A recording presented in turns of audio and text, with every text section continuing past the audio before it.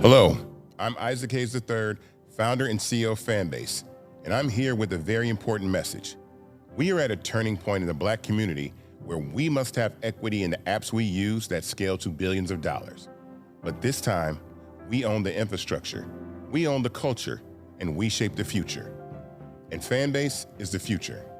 Fanbase combines the free functionality of Instagram, TikTok, and YouTube into an all-in-one platform built for the evolution of social media and monetization. With over 1.4 million users, that's real proof that we are shifting the conversation of tech ownership and equity for creators. So right now, I want you to go to startengine.com/fanbase and invest today. The minimum to invest is $399. That gets you 60 shares of stock in Fanbase at $665 a share. This marks a turning point in Black ownership of social media. If we don't take this opportunity to own social media right now, we will always be customers to our own creations. And that can't go on. So once again, go to startengine.com/fanbase and invest today. We must own the platforms where our voices live, our stories matter, and where our culture drives the world. Thank you.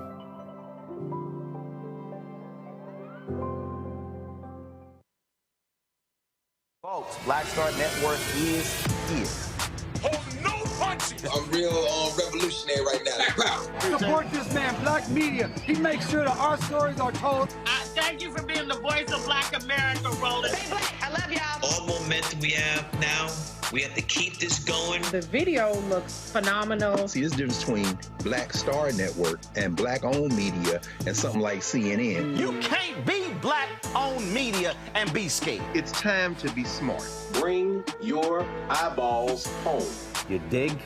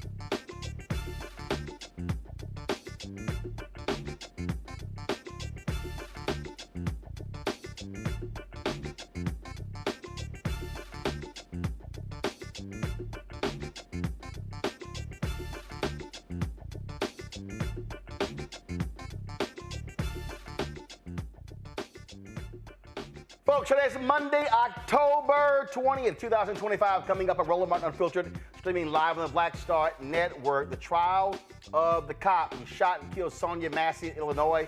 Jury selection has begun. We'll tell you about that. Also on today's show, the 18th Congressional District in Houston. A number of candidates are vying to replace the deceased Congressman Sylvester Turner, who replaced Congresswoman Sheila Jackson Lee, who also passed away.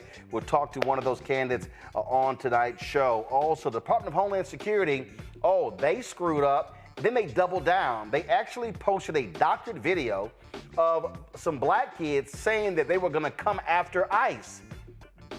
But it was edited. And these idiots doubled down on the video. One of the young men in the video released a response to their shameful, despicable post. Speaking of shameful, despicable post, another Donald Trump appointee shows how racist he is. Wait until we show you what the person who's supposed to be in charge of ethics, what he had to say about Reverend Dr. Martin Luther King Jr.'s holiday, and also black people, plus him being a Nazi. He actually said that, y'all. Also, Stephen A. Smith continues to run his mouth and get stuff wrong when he talks about Congresswoman Jasmine Crockett.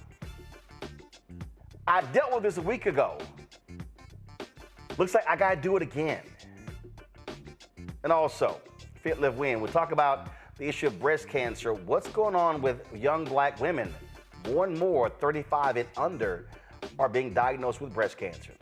It's a lot we're gonna break down. It's time to bring the funk. I'm Roland Unfiltered on the Black Star Network. Let's go. He's got it. Whatever the miss, he's on it. Whatever it is, he's got the scoop, the fact, the find. And when it breaks, he's right on time and it's rolling. Best believe he's knowing. Putting it down from sports to news to politics. With entertainment just for kicks, he's rolling. It's on go, y'all. It's Roland Martin, Rolling with Roland now. He's funky, he's fresh, he's real, the best, you know he's Roland Martin now.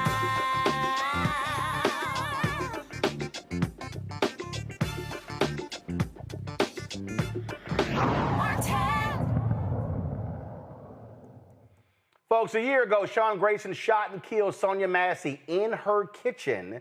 Now, he goes to trial. A number of potential jurors filed into a courthouse in Peoria County, Illinois, for the trial of Sean Grayson. He is the former deputy sheriff, in Sangamon County.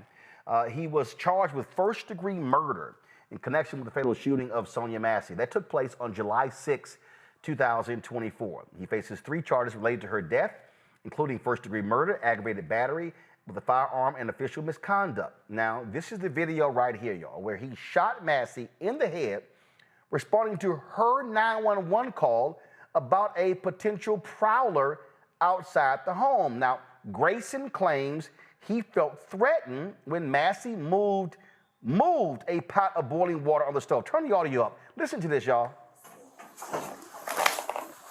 What are you doing? Huh? Where you going? Away from your hot steaming water. Away from my hot steaming water? Yeah. Oh, I would rebuke you in the name of Jesus. I'll rebuke you in the name of Jesus. You better fucking not. I swear to God, I'll fucking shoot you right in your fucking face. Okay, I'm sorry. Drop the fucking pot! Drop the fucking pot! Drop the fucking pot! 19 shots fired. Shots fired! Shots fired! Drop the fucking pot!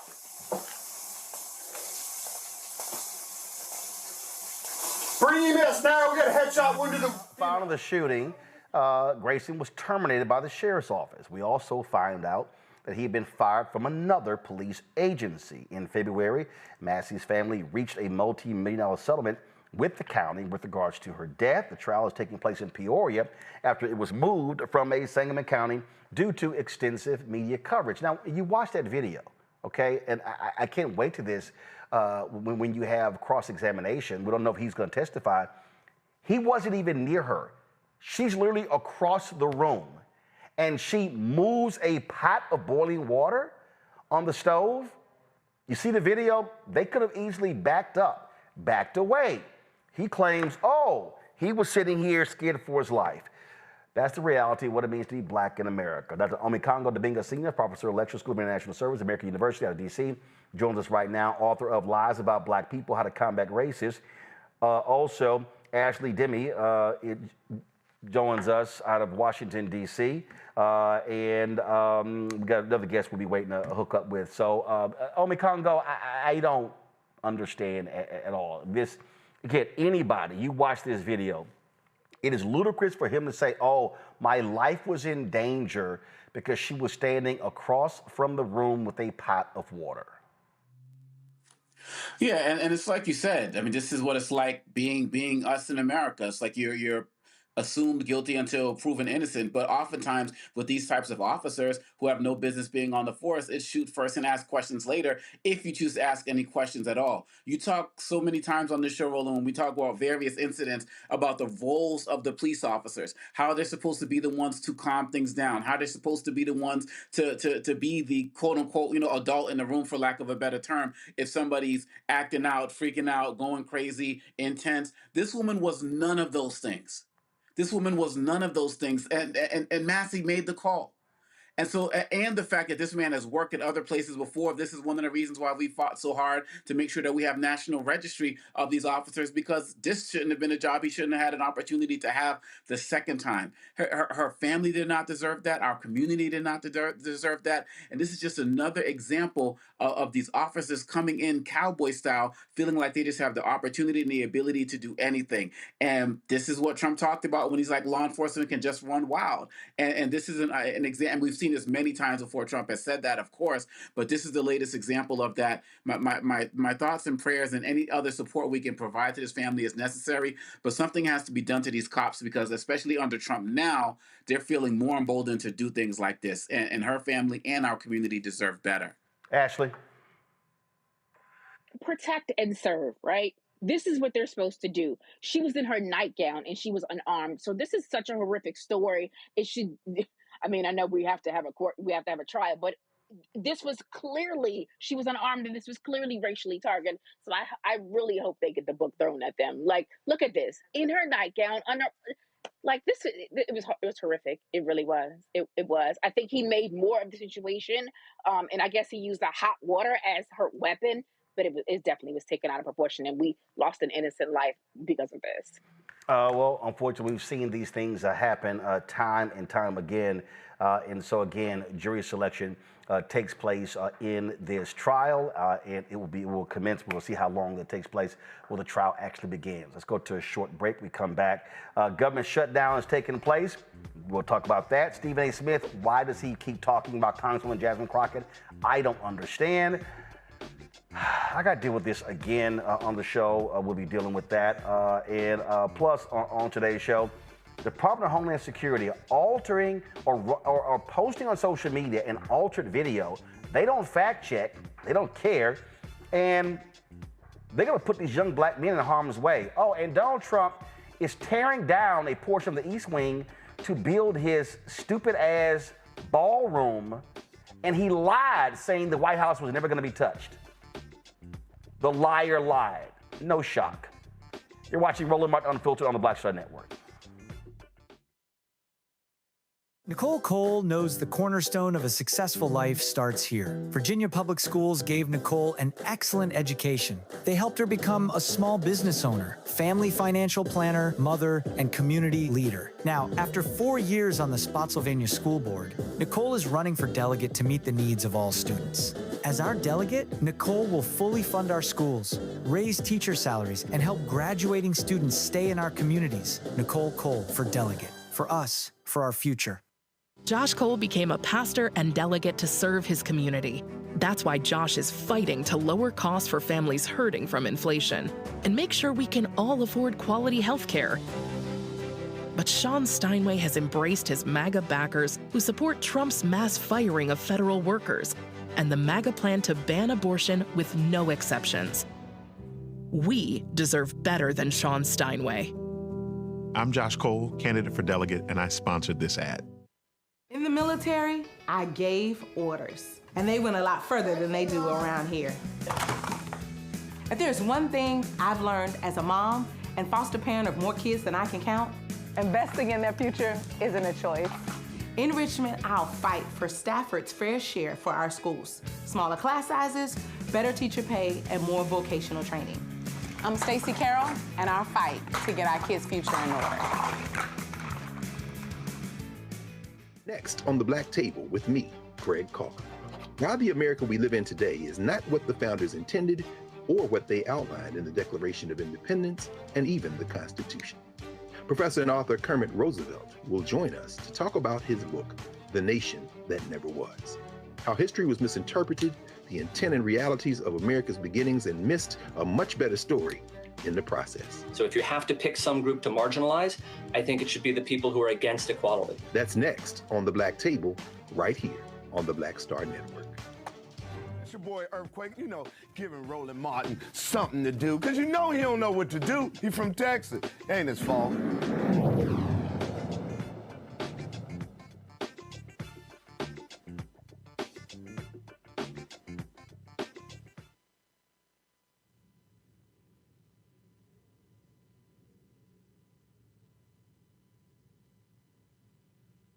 All right, folks, this is a live look of the United States Senate where they are going to be voting for the 11th time on a bill that would reopen the government until November 21st. That's right, military pay has once again become a focal point as Republican Senate Majority Leader John Thune aims to pressure Democrats to support the Trump-backed measure, which is part of the GOP's strict shutdown strategy. Now, the House, they're out of session again. Do y'all understand that the House has literally been out of session 72 of the last 84 days? They've worked 12 days. That's it, 12 days. 12 days. And Speaker Mike Johnson, it's not like he gives a damn. And so he keeps saying, well, no, we're in a pro forma session, and so we're not going to sit here and do any business until Democrats stop, stalling while they reopen the government. But the reality is Democrats are standing firm on the issue of health care,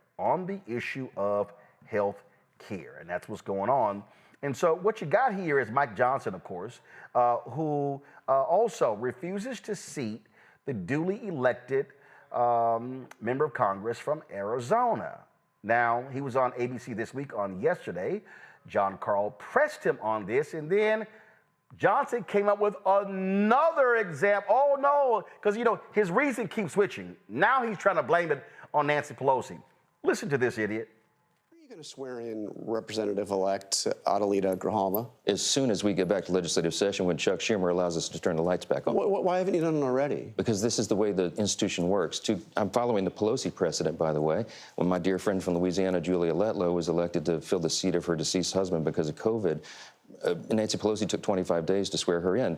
By the way, are you saying? Let me stop you. Are you saying that Nancy Pelosi refused to swear her in earlier? No, I'm saying that's my very point. Is this is the normal my process. Understanding is that was the date that actually the representative-elect Letlow at the time requested. She had obviously her. Okay, here's some more examples. Okay. No, but wait a minute. You mentioned the Pelosi precedent, but Pelosi didn't delay that. Let me give you more of the Pelosi precedent. Okay. And what about the Johnson precedent? Because you swore in two Republicans the day after their election. I'm happy to answer. Pelosi precedent. Pat Ryan, Joe Simpolinski.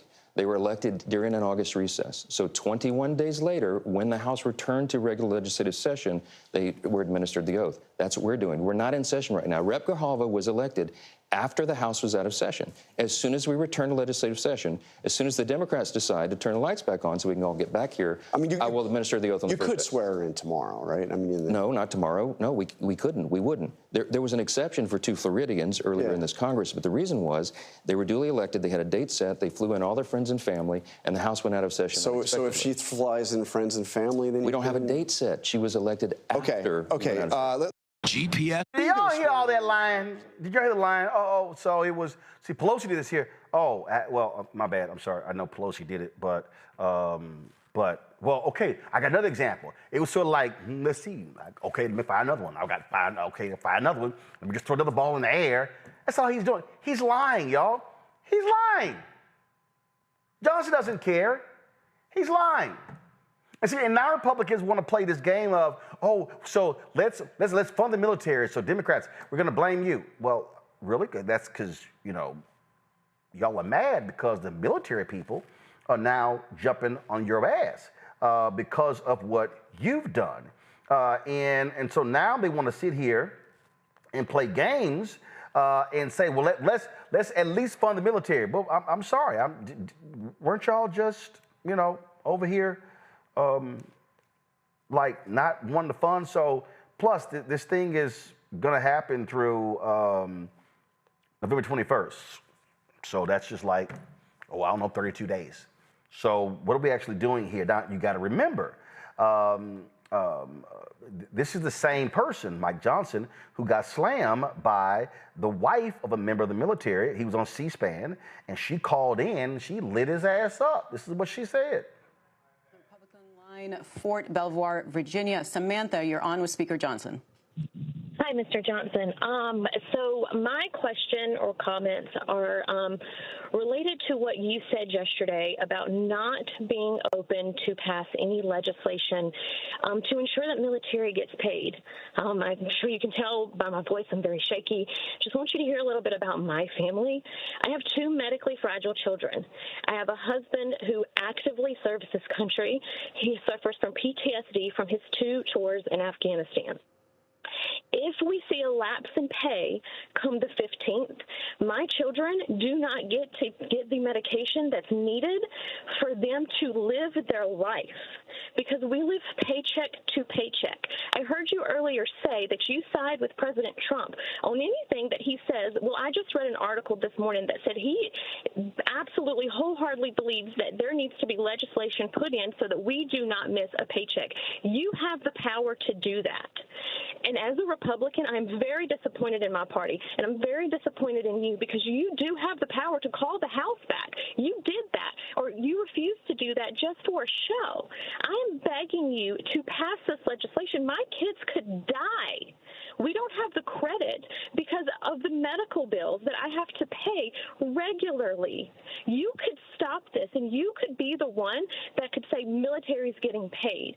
And I think that it is awful, and the audacity of someone who makes 6 figures a year to do this to military families is insane. All right. I want you to understand what happened here. She mixed a couple of things together. Okay, so she mixed military pay and she mixed health care credits. Now, this is what people need to understand. And this is why the right is getting nailed and they can't handle it because they're getting killed on this issue of the health care subsidies. We've seen this go on. So check this out.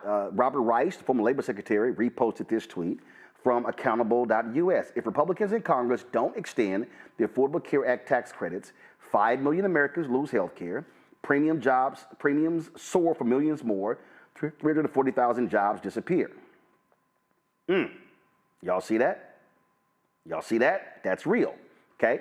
And so this is what you have to understand, okay? So she's talking about pay, but the other issue has to do with the premiums that you were seeing. Rice also posted, let me find it right here, give me 1 second, where he talked about, again, these premiums and why they matter. And Republicans are fighting this. They hate the Affordable Care Act. They can't stand it, but they've never actually come up with their own health care plan. Trump was there for 4 years. Nothing. 4 years of Biden, nothing. So, okay, what are y'all doing?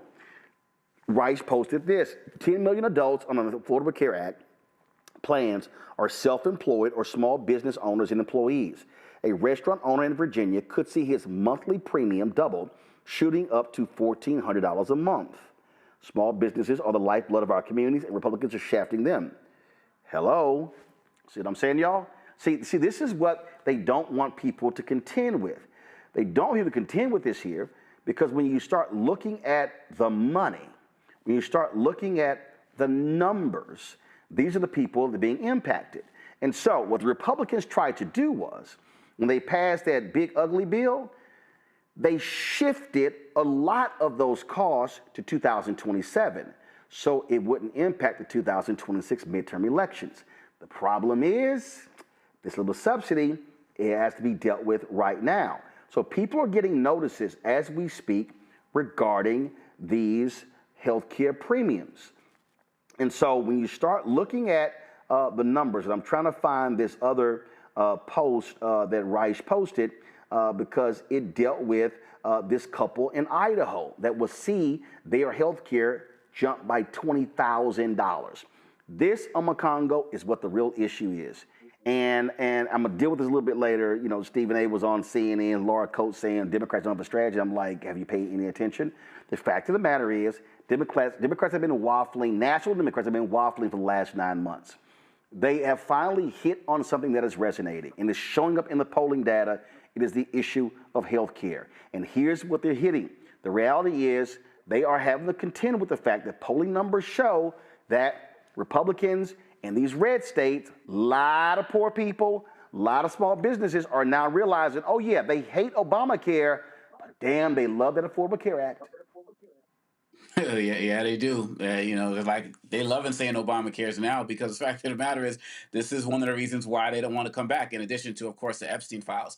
And what we see right now with Mike Johnson, that interview was so powerful because it shows what happens when journalists do their research, which is why none of these guys will ever come on your show. So many of these other shows, they're just yes men and yes women. They're just like But the way he called them out, he's showing that Republicans need to be on point as it relates to this, but they can't because they have no health care plan.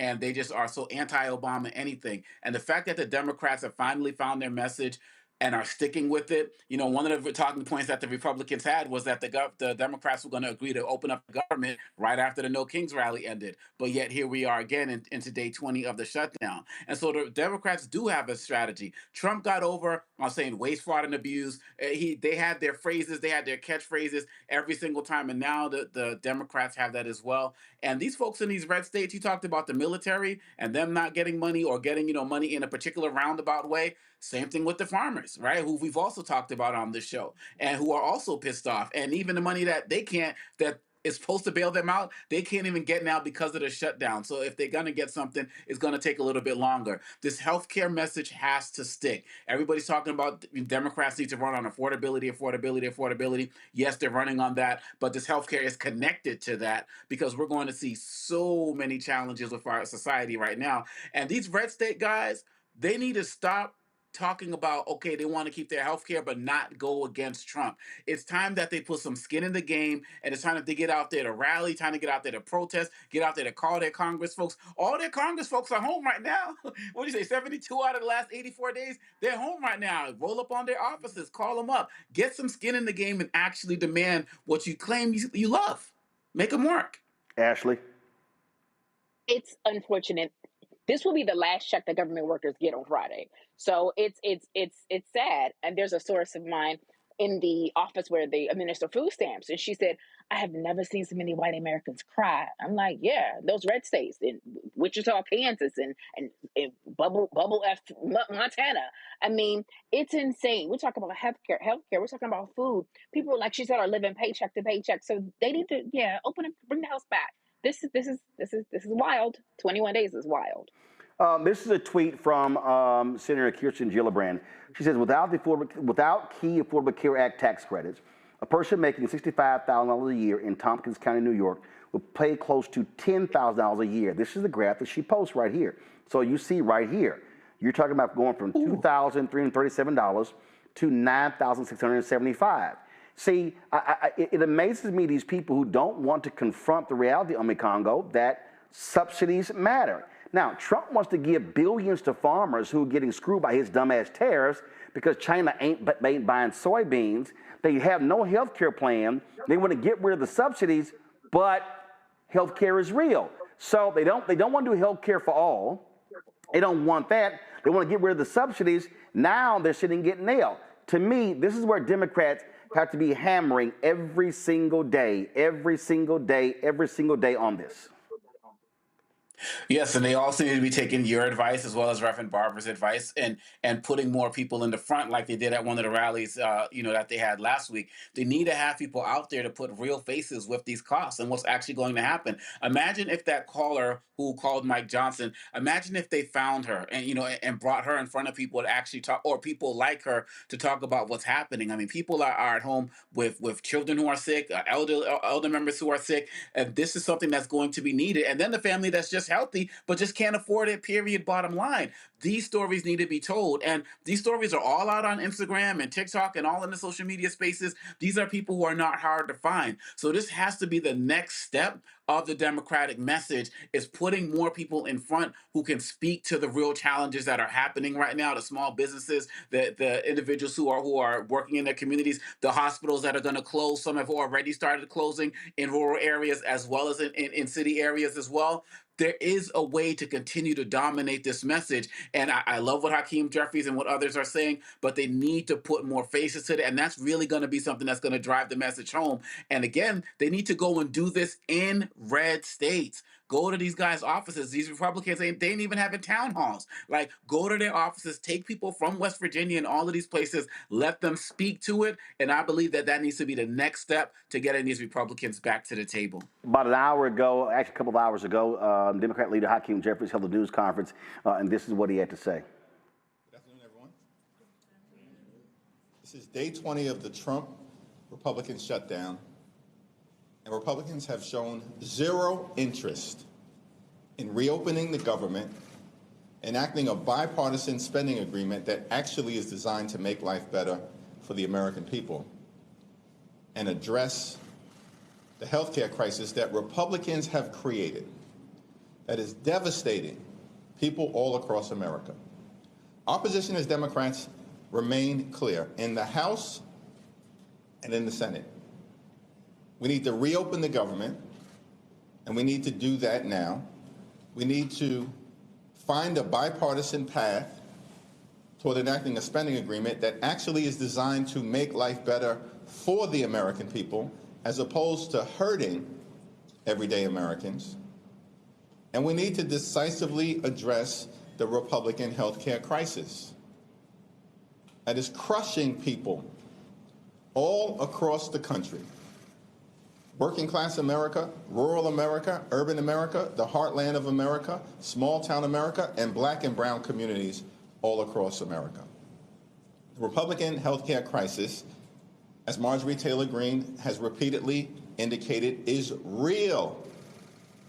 And it's having devastating impacts that are becoming increasingly apparent to the American people.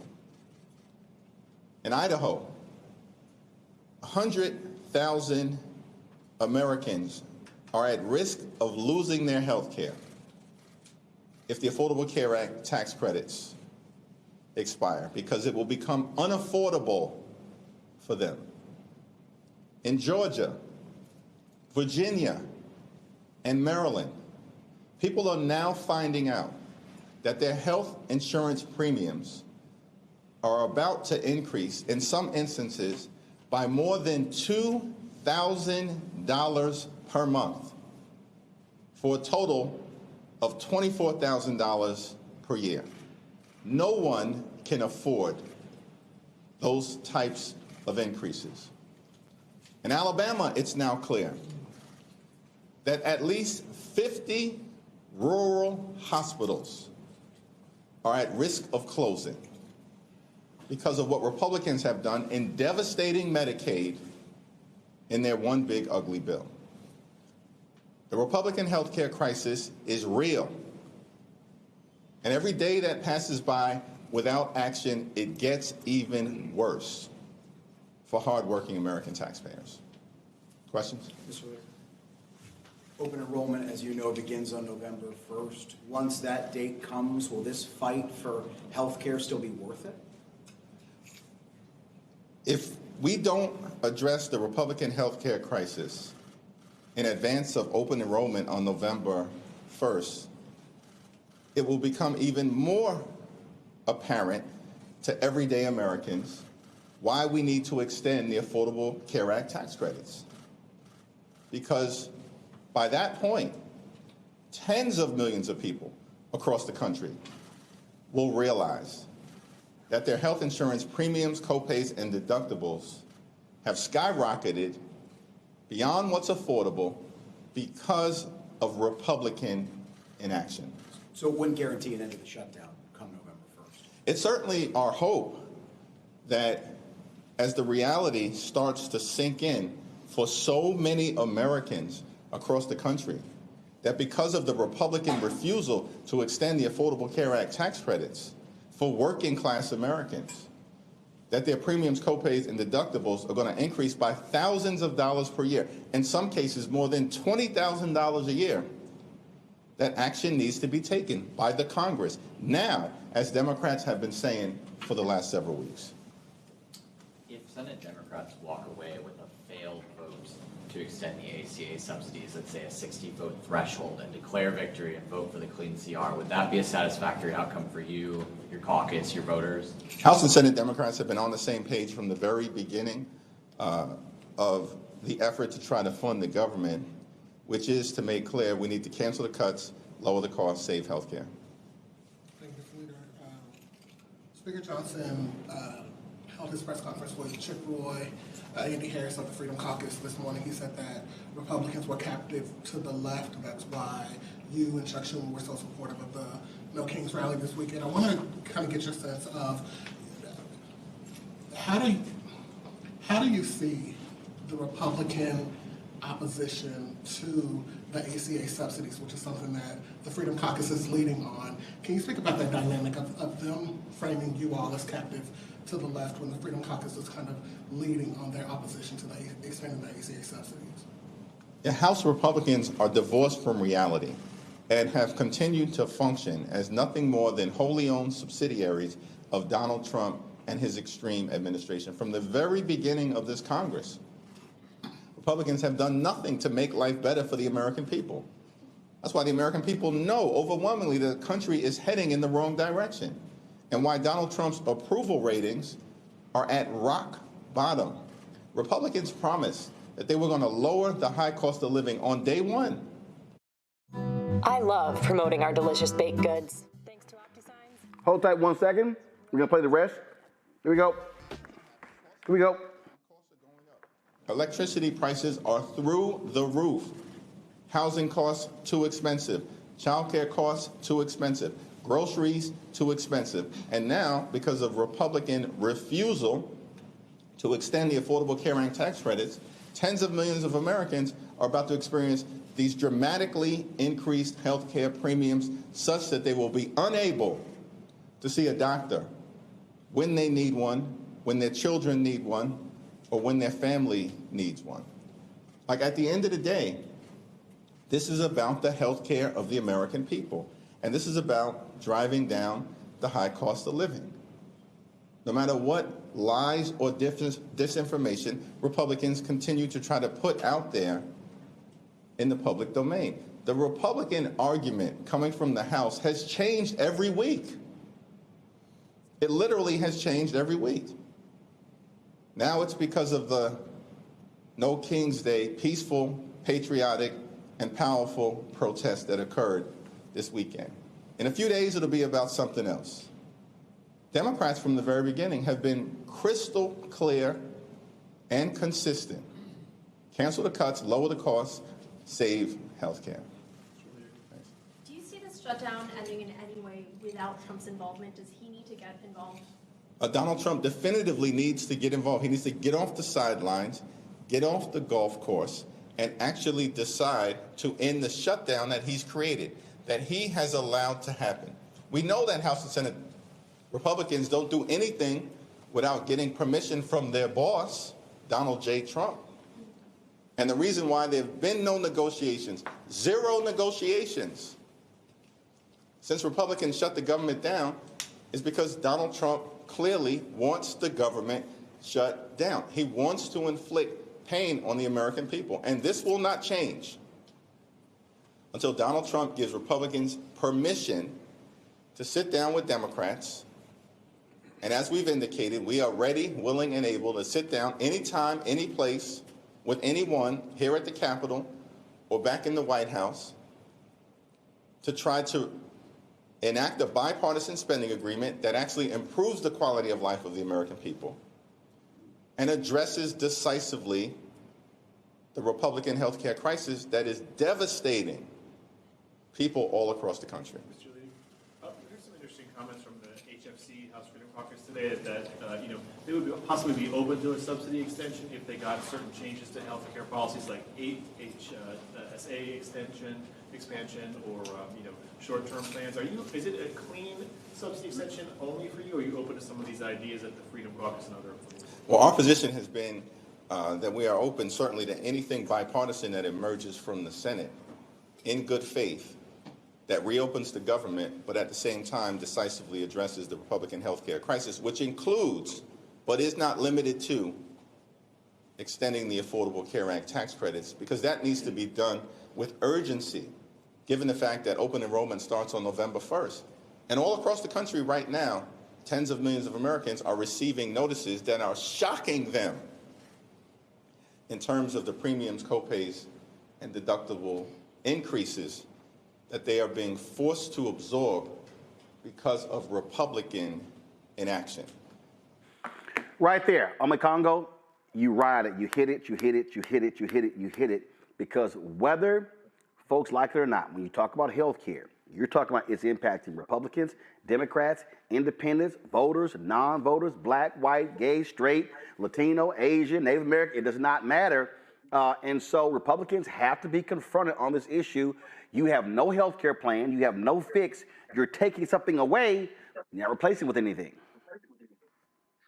Yeah, I mean, he was hitting all the points, and no tie or anything. Looking a little bit more casual as well.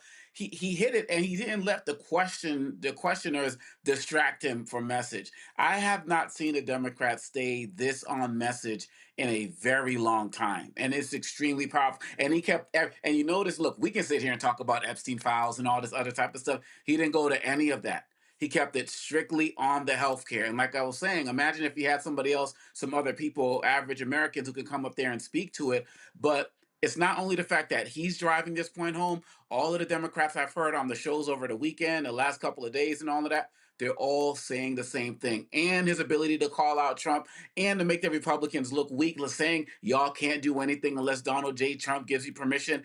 These are all facts. I'm not looking at anything that he's saying in there that is a lie, that's manipulation, and people can't argue with them because at the end of the day, the Democrats are there, or here, I should say, they are in D.C. So when he says we're ready to meet, it's not about, I'll fly down anytime. They are there in D.C. daily doing the work. The Republicans are nowhere to be found, and they need to continue to be called out. And the way he did it, I felt was masterful. Absolutely. Actually, you had all these Republicans last week whining and crying about the No Kings March. That's the First Amendment. That's the freedom of assembly, freedom of speech, freedom of expression. And so they were all mad and upset. It's kind of like, y'all mad? And guess what? There was no violence. They were predicting all of this massive Antifa violence because they were trying to distract. Their criticism of the marches were nothing very similar to me of the migrant caravans that Fox News breaks out every time around the election season. Mm-hmm. Actually, divorce from reality.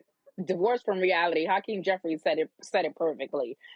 Because all America, rural America, urban America, the heartland, like 50 hospitals closing. That's what about pregnant mothers, friends and families undergoing chemotherapy? Like, this is bad. But Trump, like he said, wants to inflict pain because he's trying to create this dictator role that he's trying to want so badly, like his friend Putin. But yeah, wild. All right, folks, let's talk about Department of Homeland Security. Department of Homeland Security. So over the weekend, they posted a tweet, and this is literally what they posted. Okay, this is the tweet right here. Okay. All right, that's the tweet. Now I want y'all to play the video that they actually posted. You have that? Let's play the video. Blessed that these hoes on my dick cause I'm fly like a jet. They gon' be surprised when they see I made this beat, baby Chief and Kanye West. As long as the hoe outside with the zoo shit never see home. 26. Now that was the video. The video claim. So again, DHS talking about they are threatening law enforcement. Here's the problem. That was an altered video. This is actually the original video that was posted on TikTok.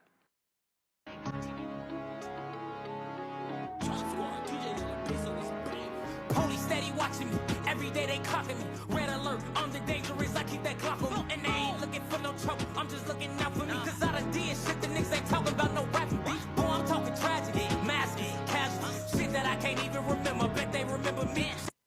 the original was talking about Iran.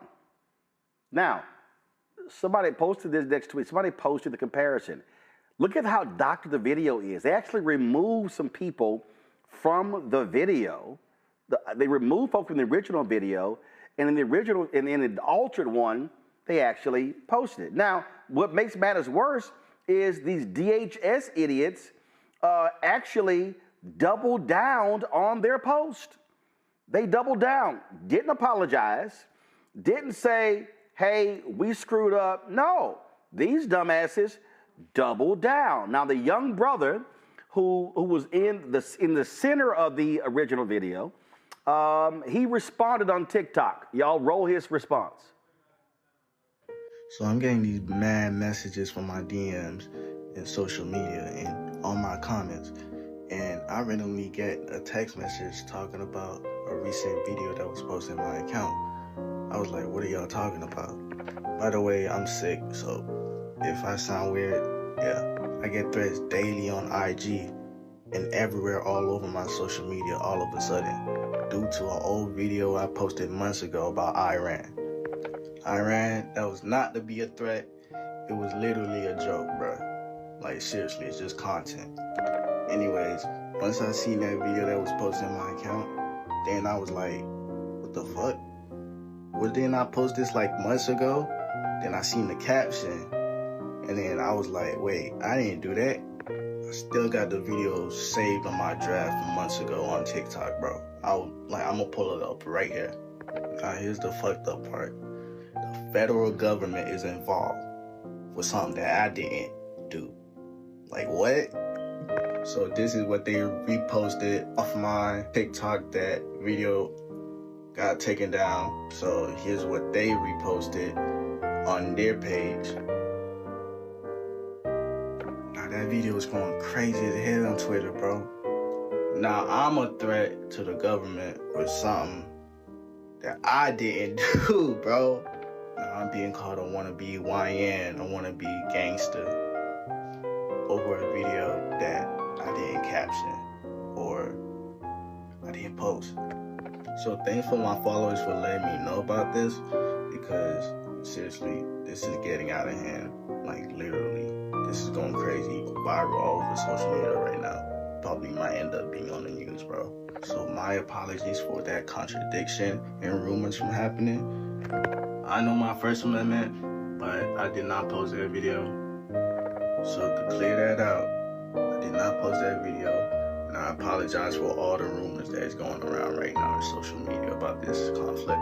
And those other kids that was on the video, bro, they volunteered to want to be on the video, bro. I asked them if they wanted to be on the video, and then they said, yeah, they agreed with it. But it wasn't really aware with the caption for the Iran video. But that Iran video trend that was going on a few months ago, I wanted to hop on that trend, and I peeped a lot of people was doing the same thing too. So I wanted to be creative and change my perspective. So then I seen comments saying, oh, what if somebody made a YN type of video? So then I ended up making that video. And then I started getting threats. Like, what? How is it my fault that's what y'all wanted? The original video was posted on June 22nd, the day the U.S. bombed Iran. His video had to do with Iran. And these assholes from the Department of Homeland Security, including Ice Barbie Christiane, they're so pathetic, they haven't taken it down. This is on the Twitter feed right now. They doubled down on this yesterday. We have the receipts. This young man posted violent threats of murder against our law enforcement. He then deleted it when he was called out and attempted to deny all wrongdoing. We have the receipts. The internet is forever. This willful ignorance and intentional blindness by leading Democrats to the massive increase in violent rhetoric against our agents due to their actions is both disgusting and disappointing. Violence against our agents and officers must stop. So you see them claiming this is it. But y'all, we all know from the original video, cats were omitted. Like, they're omitted. Now, this is the original video right here. It says, you've seen what we can do. Don't say something that you can't finish, Iran.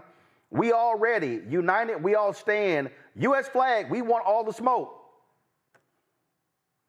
Now, these dumbasses, with ICE go, they actually post this as if they have receipts.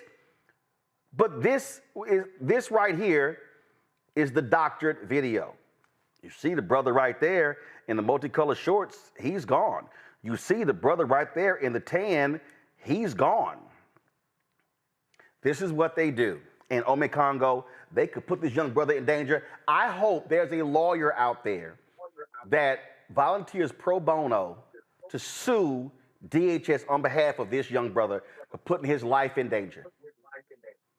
There has to be somebody out there willing to do that. I mean, it's one thing when they talk about so many of these other guys, whether it's a Comey and all of those guys who they falsify things, you know, people who are of means, who can defend themselves and have great national and international reputations, but coming after a normal individual like this with doctored information, you know, one arrest of this guy, he's not able to get jobs. He's not able to work. What type of pressure? He's already experiencing death threats or putting out a video on Iran, you know, in U.S. in support of the United States. What about his family? When people start showing up at the door, I don't know his age. Is he in school? Like, are they going to start showing up at his school or the other kids' schools? I mean, not only are we dealing with the fact that they are taking these men, these young men who made a video using their art, but now they're making them also look like criminals. So we have the blackmail as thug stereotype, but then on top of that, you're saying these black thugs are coming for ICE. It's absolutely ridiculous. It's cowardly. They won't, and the fact that they won't take it down, they're probably doing more of it, or other people that we don't even know about. And we really haven't seen this story anywhere else, Roland. People need to rally around this man and his community, because I'm very nervous about what's going to happen. And Kristi Noem will have this guy arrested and go on Fox and call this guy a terrorist, Hamas sympathizer that we're not going to tolerate. And this, you can see the fear in his voice. It wasn't just about him being sick, in my opinion, and we need to rally around this. It's disgusting. It's despicable. Like I said, it's one thing to do it to the high-profile John Boltons of the world, which is all, you know, messed up, whether we care about them or not. But now we're going at the young people in the community who are using their art, and you're manipulating it, using AI and all of this other type of stuff to drum up cases. It's despicable, and I do hope this brother gets the representation he's going to need. Ashley? I'm confused. So, how old is he? Where are his parents? This is a very, very serious situation. So to hop on a trend of something like this really wasn't smart to begin with. I get it; they should not come for him, and AI can be tricky. They could have made it. It could have been a completely different situation. There was just an episode on Law and Order, and this teacher went to jail because they altered and put him in the video having considered it rape with a minor. So anytime you put these videos on the internet, they can be turned into anything. So I really think he shouldn't have hopped on the trend anyway. That's my opinion. But now he needs to get a lawyer. Wait. Hey, he's responding to the bombing of Iran. So a bunch of people were doing that. So people do videos all the time. Okay, people can hop on a dance trend, any kind of trend. This is the federal government on a federal government Twitter account, finding a doctored video, no verification, no fact check, and then condemning him when he was actually standing in support of the United States. So I'm not going to condemn them for doing a video where they were like, yo, Iran, we want to smoke. But I don't think he's ready. Like you said, you hear fear in his voice. I hear confusion. I don't think he knows the magnitude. Every trend isn't a trend to hop on just because it's a trend. But no. The fear in his voice is because the federal government took an altered video of him and other friends doing a video calling out Iran, and the federal government takes a video where they flipped it to say they want to align with the cartels to go after ICE agents. I'm sorry, the job of the government is to verify what the hell you put out. You don't just run with something you came across. This is an official government Department of Homeland Security account. I'm not chastising the brother. I'm chastising the Department of Homeland Security. I'm chastising both. Why? Why should the young brother get chastised? On the internet. Because anytime you put something on the internet, it no longer belongs to you. We lost our freedom of speech. Look what's going on. We No, lost no, our no, no, number no, one. no, no, no, no, no, no. You can post something on social media and you can still have the integrity of what you said. If somebody alters what you said, that's not on you, that's on them. They should be called out. So what do we say? Okay, so based upon the logic you just gave, I should not post any clips on social media because somebody else may alter it. That makes no sense. CapCut now has a disclaimer. The minute you use this, this belongs to us. We will do what we want. Okay, no. You missed what I just said. What I just said. What you're saying is, I got 1.5 million on the file. Got 1.5 million on Facebook, almost 800,000 on Instagram, 700,000 plus on Twitter, 100,000 on TikTok. Got Snapchat. Got Fanbase, Spoutable, Spill, LinkedIn, YouTube. So the point here, using your logic, I should not post anything on social because somebody else might take it, edit it to make it be completely different than what I said, and I'm at fault because of what they did. That makes no sense. I'm saying when you post anything on Instagram, be mindful of the repercussions that you may suffer, period. Okay, but this is a federal government agency. Ashley. Okay, Ashley. Okay, Ashley. So do you post on social? Okay, so if the federal government, if somebody took one of your posts and completely changed it to say, Ashley said, let's go kill ICE agents, and the federal government posted on their Twitter account, and somebody says, well, Ashley, it's your fault too because you posted it. We're in a world with Donald J. Trump as president.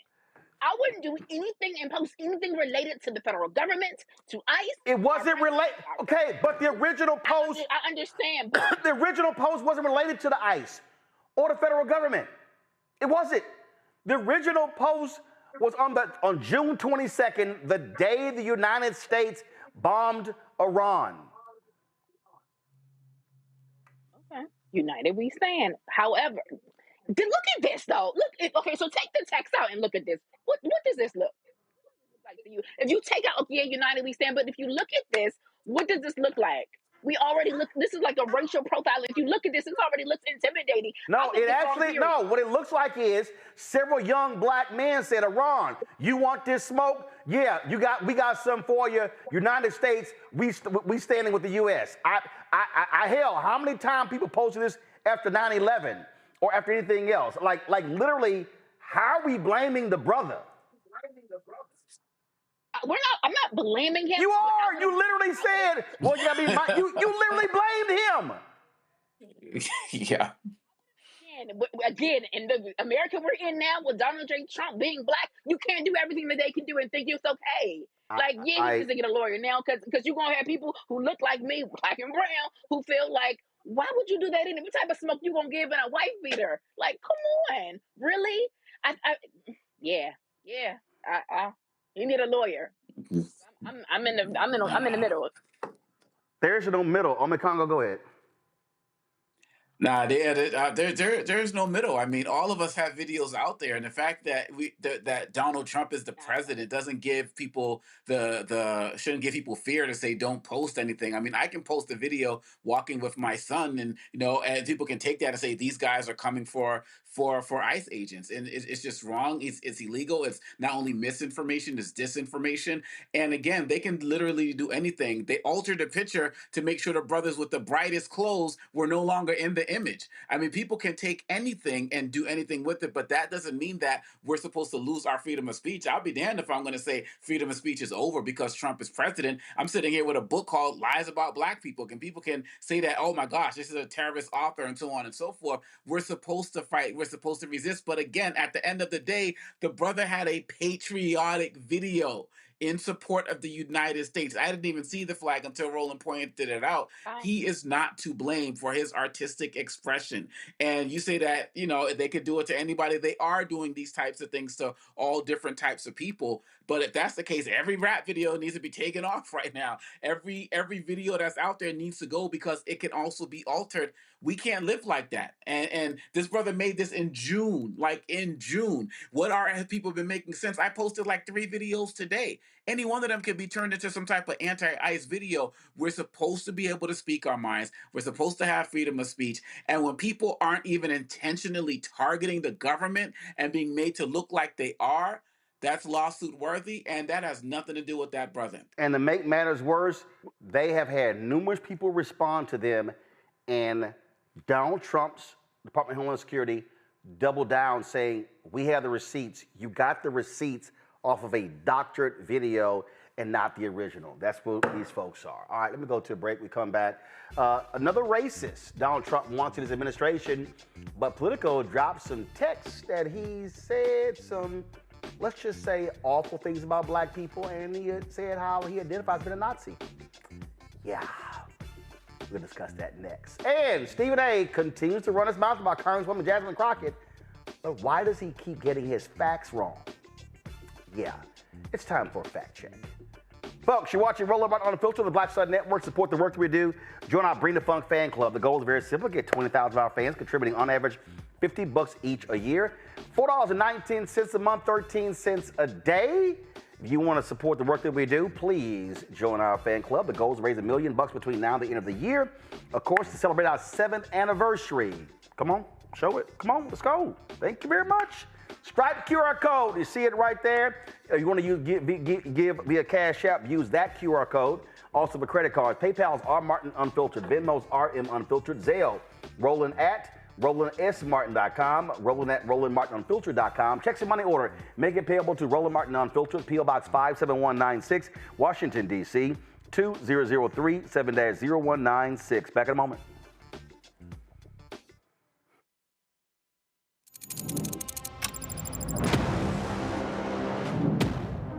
Afrotech, it's a lot of beauty, a lot of brilliance, a lot of intellect, a lot of innovation. Companies that are most diverse are more profitable. We're getting culture, we're getting community, we're getting the best of the best. And not only are we here to greet each other, but we're here to network and to elevate each other. Everybody from all the major tech companies here, and that means that now everybody's in the same domain.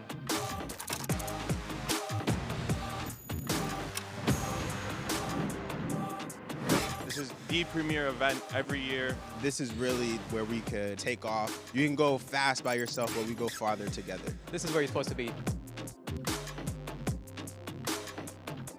As a pastor, I hear a lot about trips to the doctor, bills piling up, jobs being lost.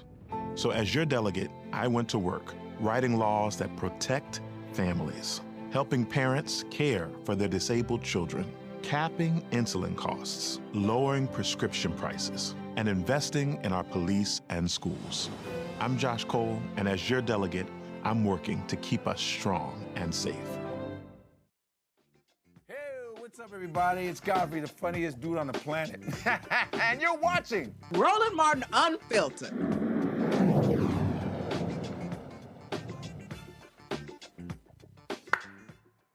Folks, the 18th Congressional District in Texas does not have a representative right now after the death of Congressman Sylvester Turner. He, of course, replaced Congresswoman Sheila Jackson Lee, who also passed away. That's because Texas Governor Greg Abbott refused to call a special election, forcing candidates to wait until November to actually run for the position. One of the folks who's running is his Texas State Representative, Jolanda Jones, who joins us right now. I'm glad to have you back on the show. Let's get right to it. First and foremost, because of the racist gerrymander, you're only going to have this position for a year if you're elected.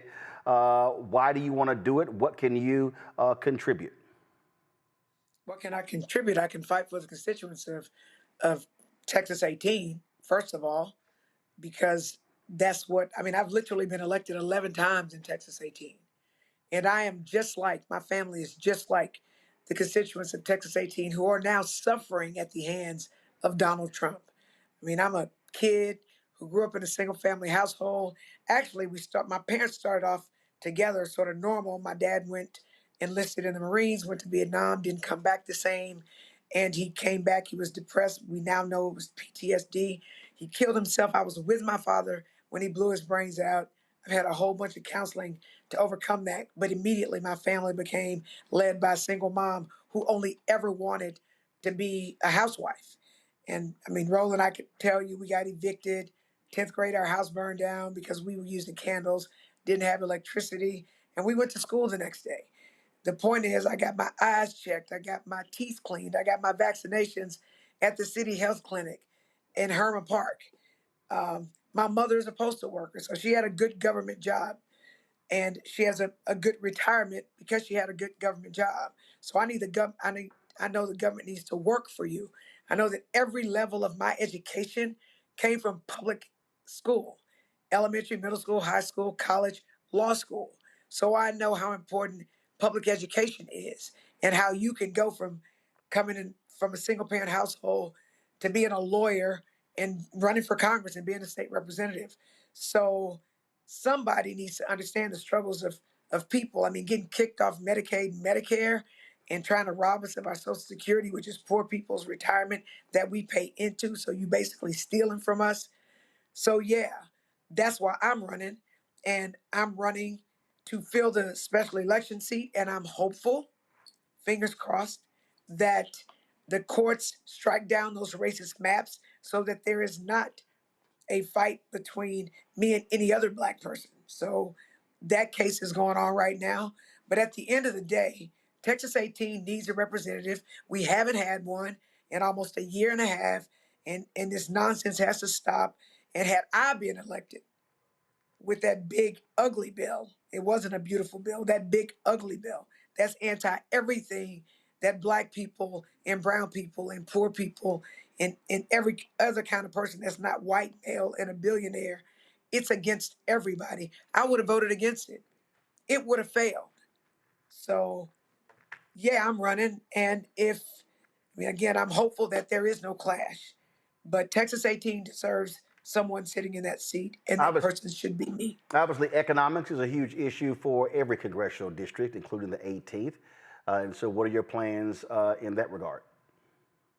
So economically, I absolutely would like for government contracts. You know, the government is the biggest doler outer of money in almost everything. So, for example, when Secretary Marcia Fudge was over HUD, I mean, there are a bunch of RFPs and RFQs going out. For people who don't know what that is, those are requests for proposal to do things for the government.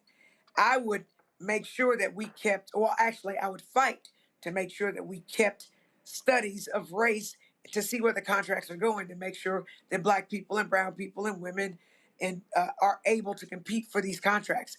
That's helpful.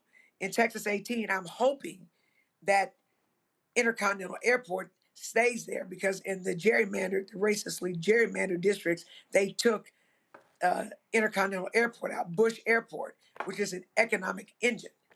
So those are the kinds of things that I will be doing. I will be meeting regularly with businesses who want to do business with the government and let them know what RFPs and RFQs are out there so that they can compete for government contracts. If they have to start off as subs, I'm going to put them in contact with primes. And if they want to compete to be the prime, I want to help them with that. So I want to help them build capacity. Those are the kind of things I'll do as it relates to business in Texas 18. A lot of people have no clue how government works. Republicans control the House.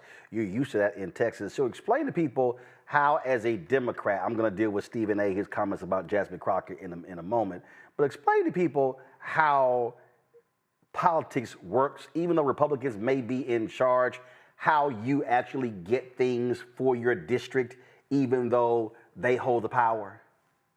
So let me talk about what happened in the state legislature really quickly, because it's sort of analogous in that it is majoritarily Republican. In the Texas House, there are 88 Republicans and 62 Democrats. To pass anything, you have to have 76. You have to have half of the 150 of us. And so if we only have 62, I literally have to go find 14 Republicans who were willing to vote with Democrats. And I did that. In the Senate, there are 20 Republicans and 11 Democrats, which means that I'd have to go find 5 senators who are willing to vote with Democrats in order to get any of my bills passed. I was able to get 3 bills on the governor's desk. Now, was I like, I mean, these are people who, when I first filed my bills, were against my bills because I'm a Democrat, right? But so it required me to go talk to people who I didn't have a lot in common with and explain to them why my bills were not quote unquote Democrat bills, why they were bills that were best for Texans. So, for example, one of my bills was to get actually innocent people out of jail. That's not Democrat or Republican. That's get innocent people out of jail. I got Joan Huffman, who was a right-wing Republican, to carry that bill because I helped her understand why if you have innocent people in jail, you're hurting Texas. Another bill that I got passed was putting local civics. Another bill that I got passed was putting local civics in schools. So I want for kids when they graduate from high school to be informed voters. And I don't want for them to go complaining to city council when they're mad at the school board. They need to know who the different governmental, quasi-governmental entities are so that they can be mad at the right person. The governor actually signed that bill back to my get actually innocent people out of jail bill. The governor, in his veto statement of that bill, said it was a common sense bill. But that was really in punishment for me not voting for a bunch of really anti-everything that we stand for bills. I also got a bill for the Harris County Hospital District, which is where people who are poor go to get their health care. Well, there's a lot of violence there. The patients are getting beat up, and the people who work there are assaulted. And so it was hard to keep people working there, which meant that they couldn't give the health care that they needed, and they were paying a premium for law enforcement there because they'd have to hire police officers with extra jobs. So I got them a law enforcement agency so that patients are no longer going to get beat up and people are going to be safe in their workspaces. So I have been able to work across the aisle. I will do the same thing in Congress. I can tell you I've already been building relationships with members of the CBC. One of the people who contributed to my campaign is Congressman Clyburn, and I'm very proud of that. Another person who's contributed to my campaign is Representative Bonnie Watson Coleman. I could go on. Another person, I mean, I could go on. A number of CBC members have contributed to my campaign. And I believe that's because they'd like to work with me. Let me be clear. When I get into Congress, I get that I'll be a freshman. And I don't care how great of a freshman you are. All you have to do is remember how it was when you were in 8th grade and you went to 9th grade. Didn't matter how much of a sports star you were. When you got to 9th grade, the people on varsity, even if you happen to be on varsity, let you know you were a freshman. It's going to be the same way in Congress. So I've already started building relationships with senior members of Congress to help get money appropriated to Texas 18. Because I understand that I'll be one of the lowest people on the totem pole. And so people that I have started developing relationships, and I said, who have contributed to my campaign are like on the Appropriations Committee, on the Ways and Means Committee. Those are important committees. Right. So I've already started building those relationships. Questions? Omekongo, you first. First of all, Jolanda, I wanted to thank you for the courage and bravery that you showed when the Democrats in Texas, left and you refused to come back. I mean, it really was inspirational for all of us. And that kind of leads to my question. No doubt. What did that experience teach you as it relates to solidarity and moving forward that can give you a different type of energy and spirit that you would bring to Congress? So, first of all, I don't feel like I had a choice of whether I went and whether I stayed because the times demanded it, civil rights demanded it. I was thankful that we as Democrats had the courage to leave at least for one session. Me personally, I was prepared to stay for as long as I needed to stay. So I was prepared to be gone until December, which would have killed the maps, period. But it gives me hope that we can one day stay together longer because I really didn't think we were going to quorum break at all because before we actually did it, there were so many people who just didn't want to do it. And so we were able to come together and at least prove a point for a small period. Again, for me, the quorum break was like my Montgomery bus boycott moment. They stayed gone for 380 something days. I was willing to stay gone as long as I needed to actually kill the maps. It didn't end up working out like that, although I did not go back to give them the quorum they needed to pass those racist maps that they ultimately passed. But I was hopeful for the time that we were away. I was so hopeful that I saw Black people coming together. I saw the Black media coming together. And I think as elected officials, we have to support Black media. We have to give them the scoops. I mean, that's why I spoke with Roland, I spoke with Joy, I spoke to Angela Rye, and I explained to them the maps. I gave receipts and I explained it because the seats that were stolen were Black seats. And Black faces needed to be the face of the quorum break because they were stealing from us. And, you know, people who aren't us, people who aren't of color, people who aren't Black struggle saying racist. But Black people, at least this Black person, me, Jolanda Jones, if it's racist, I'm going to call it racist. That's what I love about Roland. He always speaks truth to power. He's not afraid. When the white media tried to muzzle him, he said, you know what? I'm not about to stay with y'all. I'm going to create my own. And so that's what I believe as Black people. The only way we can move forward is for us to work in conjunction with the Black media, give them the stories, explain things to them so that they can help us amplify the problems that we know as elected officials are behind the walls, outside of the purview of people who aren't elected. And we need to make sure we tell regular people that what's actually going on, because there's nothing like playing in a game that's not real. And most politicians create fiction. They don't tell the truth. Ashley, question? Thank you for running, Jolanda. And earlier you mentioned Clyburn. In what ways, what contribution and impact do you feel that you're going to make specifically to the Black Caucus? So first of all, I'm going to work with the Black Caucus, with the CBC, because we're under attack. I understood clearly what Trump is trying to do with these racist redistrictings. He literally is going to Republican states and he's targeting the CBC. It's not a coincidence that the CBC has the most seniority in Congress. So even if you are the minority party, if you have seniority, you're a ranking member of committees. So that is what he's trying to do. He's trying to give a whole bunch of mediocre white people positions and replace seasoned Congress people who know exactly what the hell is going on. And so I am going to work with the CBC, right? Obviously, there are things that we need in Texas 18. We need affordable health care. We need affordable housing. We need the police to stop messing with us. We need public education that's fully funded. We need all of those things, right? But what I'm going to do is figure out what the CBC, what plans we have going forward, and try to be a contributing part of that team. And hopefully in turn, they will help me get money appropriated to Texas 18. But I think that Black people in America are going to have the best chance to be represented successfully in Congress if the CBC runs as a team. I think we're going to be as strong as our weakest CBC member.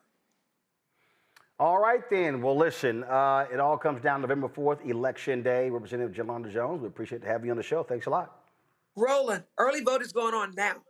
It started today at 7 a.m. to 7 p.m. It's going on until October 31st, Halloween. So from today until October 31st is early vote. Election Day is November 4th. And please follow me on social media at Jolanda Jones. My name is spelled Jolanda Jones. And please visit my link, jolandajones.com.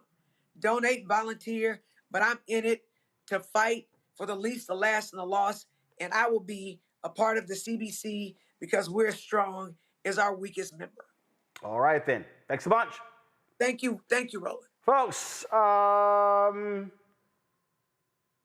going to go right into it. So, Donald Trump, he loves racists. I mean, loves racists. And the folks at Politico have broken another story on this racist who desperately wants to be confirmed by Congress.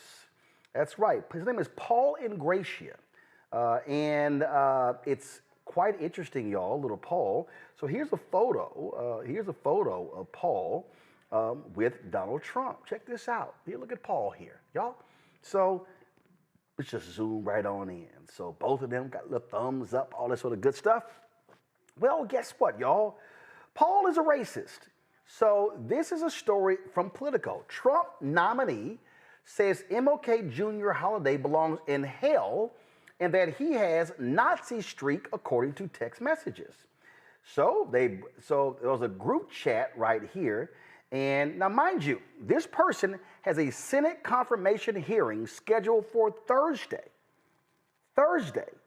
Donald Trump has nominated him to lead the Office of Special Counsel. Well, he was in a group chat. He was in a group chat with fellow Republicans and influencers. So check this out, y'all. This is the story. And so there's more photos of LaPaul here, and he used an Italian slur for black people, all these sort of different things. So Paul was kind of busy, y'all, on social media, sharing with us all of his racism. And so here's one of them here. MLK Jr. was the 1960s George Floyd, and his holiday should be ended and tossed into the seventh circle of hell where it belongs. One of the people in the chat goes, Jesus Christ. That was one of the comments. Now, check this out.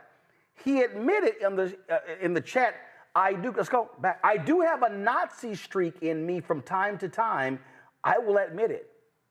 Oh, now we're admitting we like Nazis. He also put in one of the tweets, never trust a Chinaman or Indian. Never. Okay. All right. Thank you, Paul. Appreciate that. And then he posted, I said we're making Kwanzaa illegal in the next Trump administration. That was the gist of my tweet. No Mulignan holidays. That's the Italian slur for black people. From Kwanzaa to MLK Jr. Day to Black History Month to Juneteenth. Every single one needs to be eviscerated. And this is the person that Donald Trump wants to lead the Office of Special Counsel. That racist. Oh, look at Paul. So, Ashley, how do you think his Senate hearing is going to go on Thursday? This is going to be interesting. Never trust a Chinaman. Like, this is all levels of racism at its best, and it's interesting that they can say whatever they want. So we can't. So this race is going to be very interesting. I would definitely be glued into this because it's just like they can get away with everything and say what they want. I don't think that's going to fly, Ome Congo. Don't be surprised if Trump has to pull his name, because I don't see Republicans defending that level of racism, especially the Nazi streak.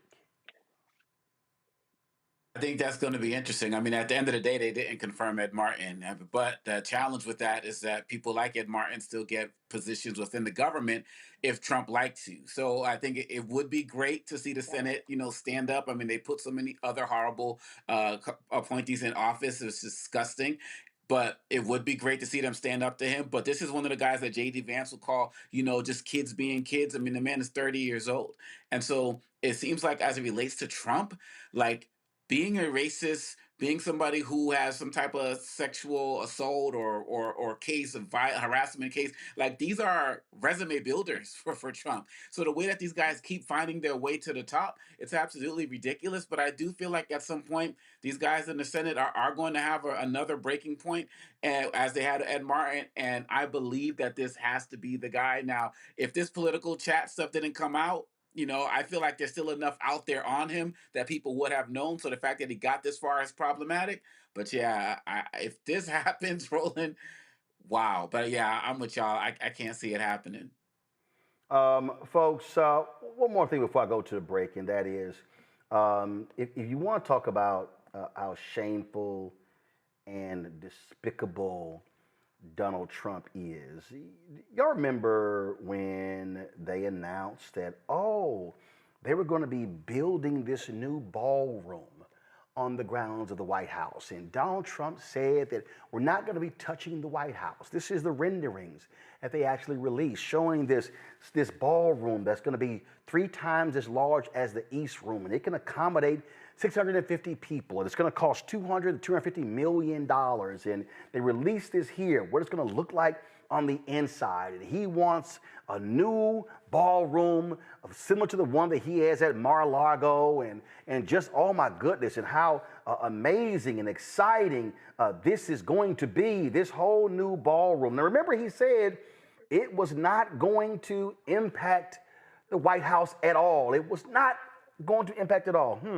It's very interesting that he said that, y'all, because when you actually look at this, the Washington Post posted this story today. This is what the east side of the White House looks like right now. Oh, whoa! Wow. He said, "Oh no, we're not going to touch it at all. We're not going to touch it at all. It's not going to be touched at all."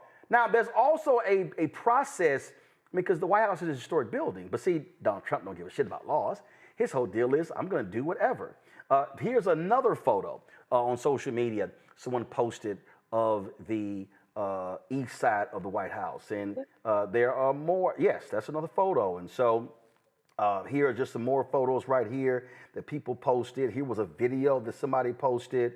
Again, y'all, this is the east side of the White House. So again, see, Trump's whole deal is I can do whatever the hell I want to.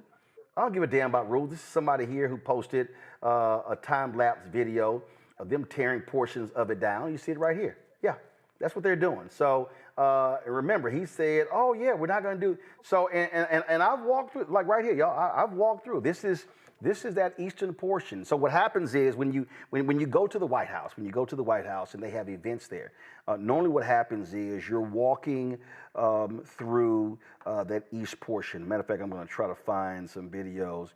I was there for, my goodness, I was there last for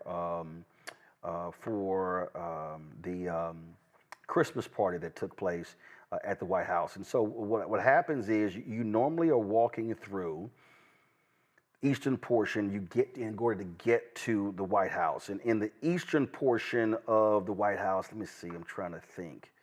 So Biden, they had the Christmas party. Give me 1 second, y'all. They had the Christmas party there. That was in December. It was in December. I know I shot a video. It was so I think that was around December 6th or so, something like that, when they had the Christmas party. And so normally what happens is you walk through the eastern portion to get to the White House, and you go through down the hallway. Well, that's all gone now because Donald Trump wants to build his latest monument. Now, keep in mind, this is the same idiot who did. You want to talk about some pathetic stuff? Remember the wonderful Rose Garden that was built by Jackie Kennedy? Well, Donald Trump eviscerated that and just paved over the Rose Garden because he wanted this patio very similar to what he has at Mar-a-Lago. So he's basically turning the White House into another Mar-a-Lago. That's what he's actually doing here. And you know, talk about just shameful and despicable, Omekongo, the destruction he's causing. And I'm telling you right now, I saw Joe Walsh hit a tweet. Joe Walsh said that if I was running for president, he said one of my campaign slogans would be, "I'm taking a sledgehammer to that damn ballroom and tearing that sucker down and restoring the White House to what it was before this thug arrived." Yeah, and it's one thing to have this president take a hammer to all of our institutions, and it's tragic and it's problematic, and it's all of the descriptors that we use. But to see like basically the physical hammer, being taken to an institution, a physical institution like the White House, and just tear it down. It's just really a reminder of how this man is committed to destroying everything and rebuilding it in his image. And as this man is sending billions to Argentina, as he he is taking jets from Qatar, and he's using millions of dollars. People claim they know where it's coming from to rebuild the White House while Americans are struggling in every way, shape, or form imaginable, given like what we just saw with Hakeim Jeffries. Man is a one-man representative of the Gilded Age on steroids.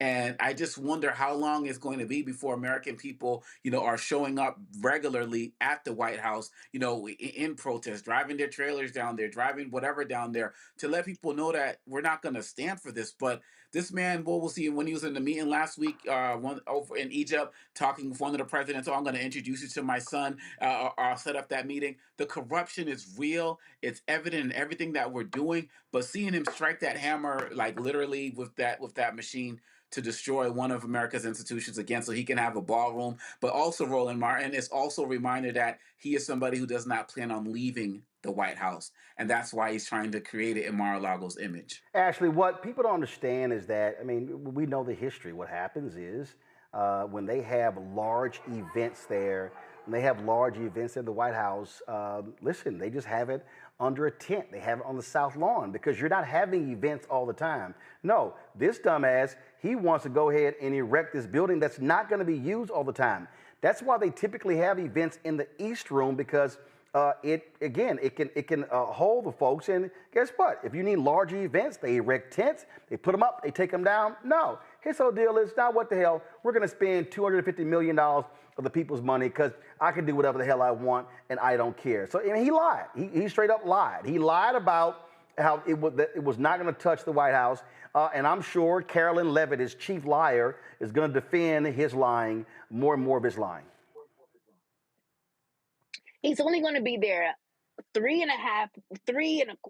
couple more months, 3 years and a couple more months. I cannot believe he's doing this. The former presidents are probably rolling over in their graves.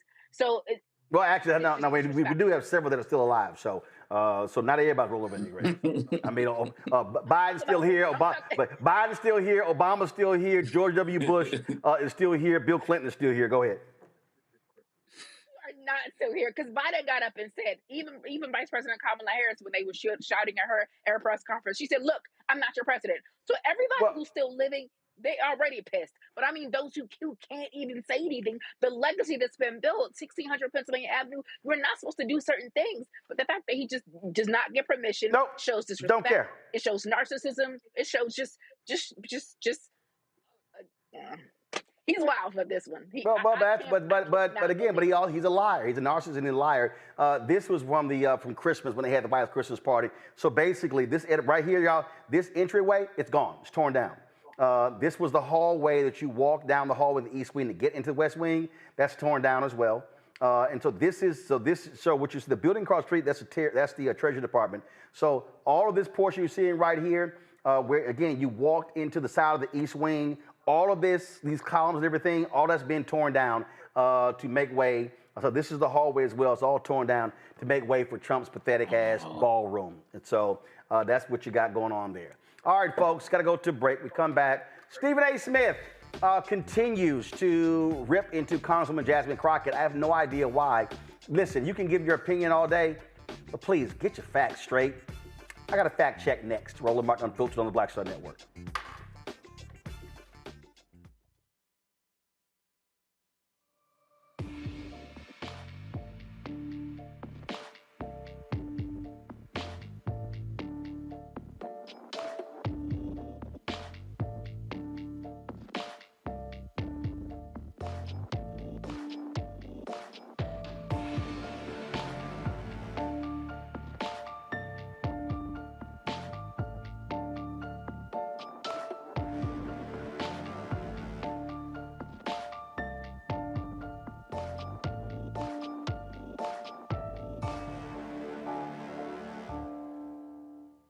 Lil Thompson with winwithblackmen.org. You're watching Roland Martin Unfiltered.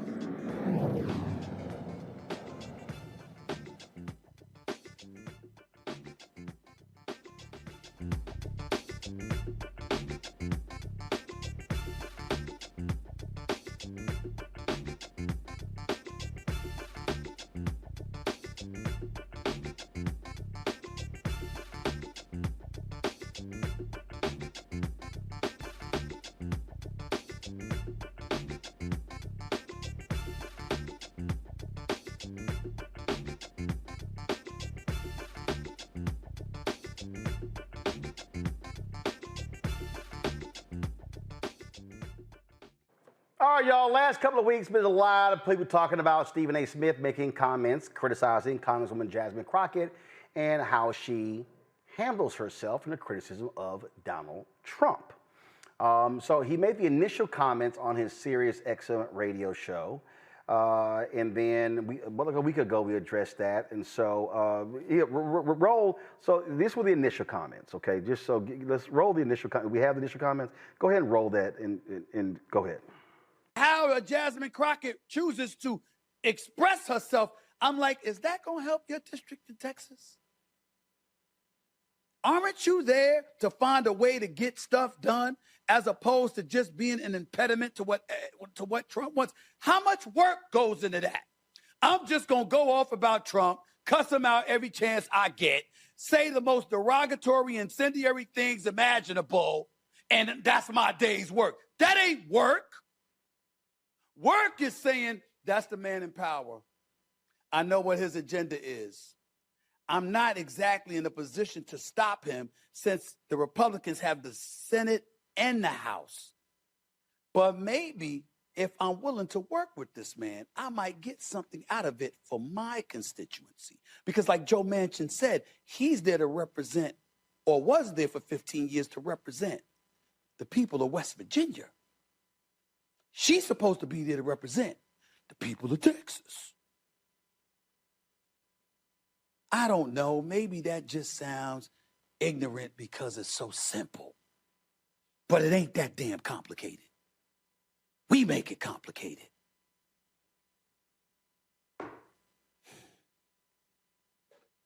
Damn, it's frustrating. It really can be. All right, two things Stephen A. said is correct. He says it's not that complicated and it's simple. Yeah, facts are extremely simple. And he doesn't even know any of the facts. He literally has no clue what he's talking about. None. Okay, so a week ago we addressed it. So then the folks at the Pivot, they got their interview with Stephen A. And so then he decided to comment again on Congresswoman Jasmine Crockett. You know, the other day, because they said I was insulting Jasmine Crockett. Why you got to call out the sister? Because the sister's the one sounding like that. I know she's intelligent. I know she's accomplished. I know she's smart. That's not what I said. What I said was, that's not how you sounded. You sounded belligerent talking about the president. You're a representative representing the state of Texas in your district in Texas. They didn't send you there for that. They sent you there to find a way to get what you can for us while he's in office, while assisting him getting out of office so you could get somebody in there who's more favorable to my district. Same thing with AOC. Same thing with Eric Swalwell in California. Same thing with any elected official. Your job is not to go there and say, derail the president. I could do that. You're a representative. You're an elected official. You're on Capitol Hill. What are you doing? You're supposed to be working. You cannot be working if all you're saying is, I don't care what he comes up with. I'm not agreeing to it. You can't, listen, you can't figure out what, listen, he's the president. I don't like it. But damn, he gonna be here till 2028. I got 100,000, 200,000, 300,000 constituents to deal with. Let me see what I can get.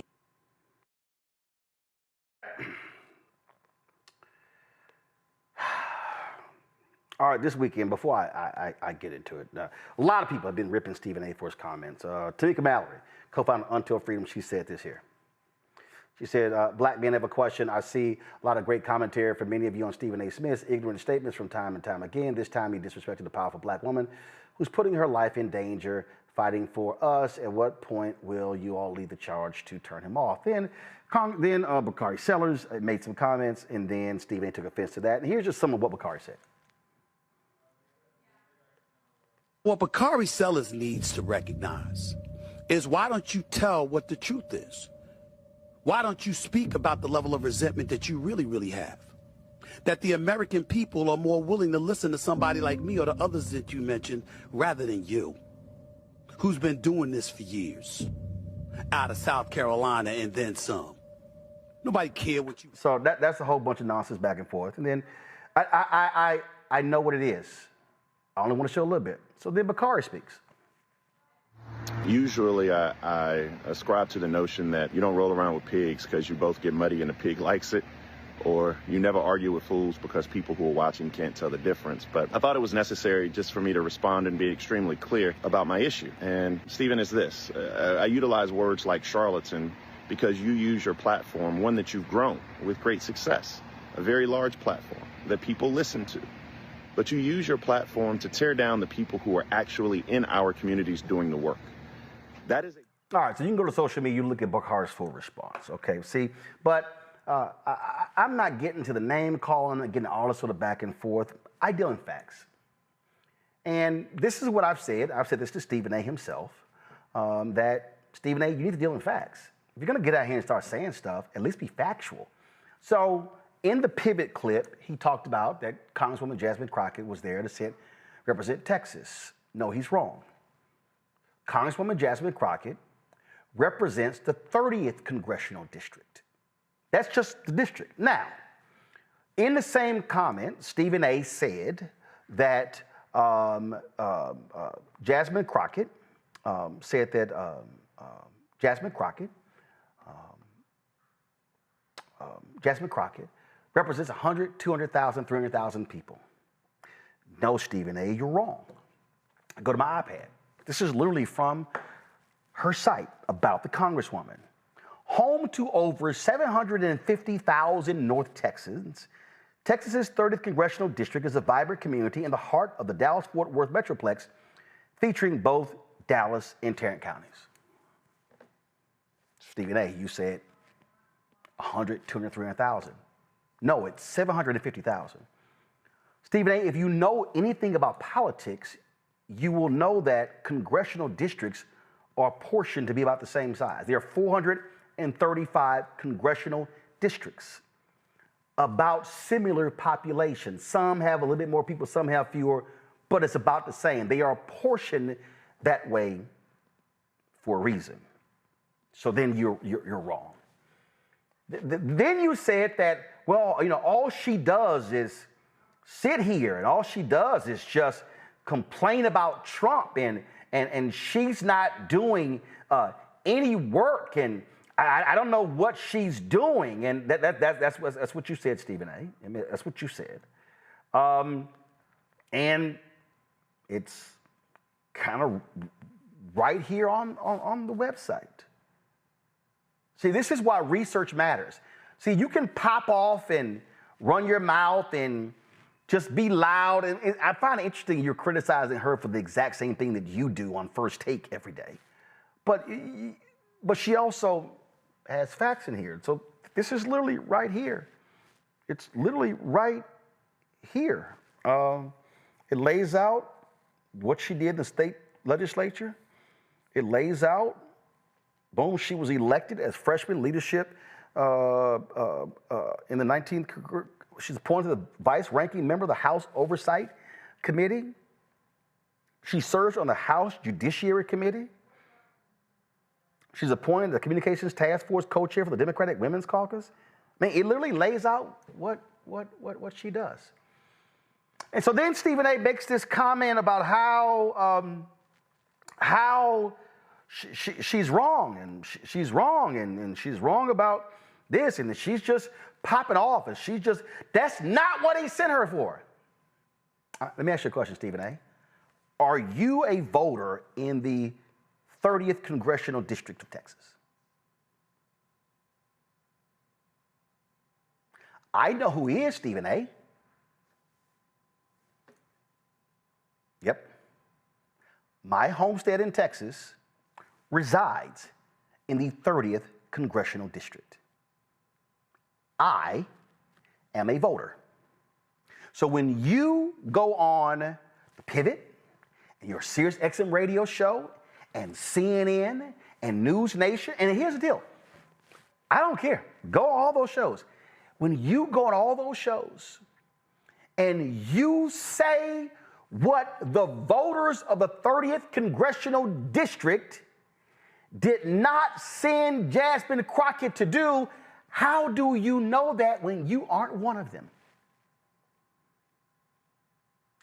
I am. And the fact of the matter is, Stephen A., voters of the 3rd Congressional District did send Jasmine Crockett to fight MAGA. We did send Jasmine Crockett to fight for the voters. We did send Jasmine Crockett to fight the agenda. Now it's very interesting when you go on television and you sit here and proclaim what the voters of District 30. Okay, Stephen A., this is a fact. This is the results from the November 2024 election.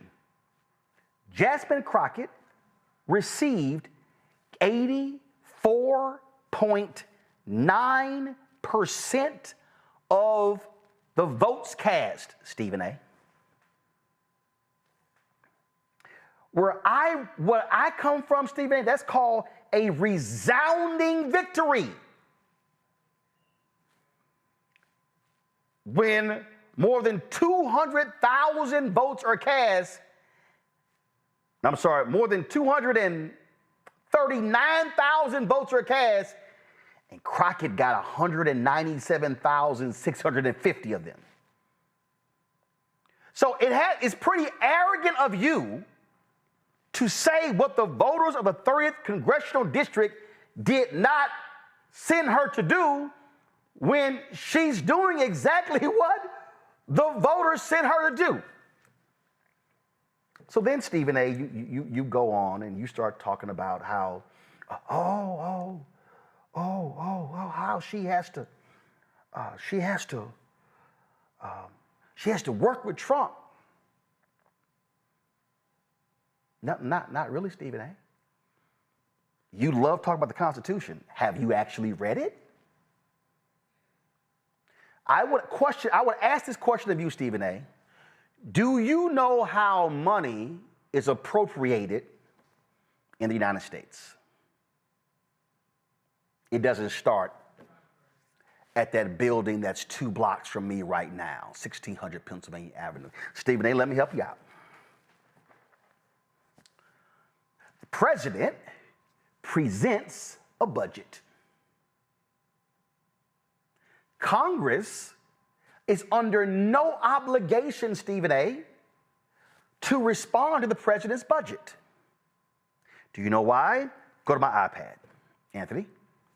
It is called the Appropriations Clause, Stephen A. In the United States Constitution, Stephen A., it states that anything dealing with money must originate in the U.S. House of Representatives. The U.S. House, not the White House. So when you go on and on and on, talking about how she's got to work with this man, no, she doesn't, Stephen A., because he doesn't appropriate money. The House does. And when a bill passes the House, Stephen A., it goes to the Senate. And then the Senate could very well pass their own bill. And if they do, the Senate and the House go into conference. They have to reconcile the bills. Once they reconcile the bills, the House revotes, the Senate revotes, and if passed, it goes to the president for a signature. Now, Stephen A., you said that she needs to work with him. You don't know jack about how things work in the House, Stephen A. You said, oh my God, she got to work with him. Okay, that's interesting. Here's an actual letter. See, what I did, Stephen A., was instead of running my mouth, I actually called. I did research. And this is a letter that was sent May 11th, 2023. This was under Biden. And this is a bipartisan effort between Republicans and Democrats to deal with a particular project in Texas. It's dealing with ARPA H. Look at this. We write to express our strong support in the selection of Texas as ARPA H's customer experience hub, with Pegasus Park in Dallas serving as the site for physical office space. This right here, Stephen A., is a bipartisan effort. Oh, Stephen, do you see that? That's the signature of Jasmine Crockett.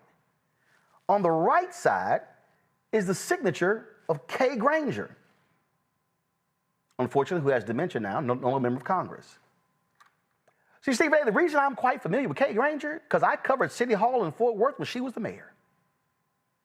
And so here's an effort where Jasmine Crockett worked with a Republican from Tarrant County, Texas, to secure this project. That's called working across the aisle. Operative word there, Stephen A., is working. You question, she's just there running her mouth. March 6, 2024 press release. Crockett secures $10.4 million for local projects in first package of government funding for fiscal year 2024. Representative Crockett championed funding for 11 projects that would directly benefit Texas's 30th Congressional District under this bill.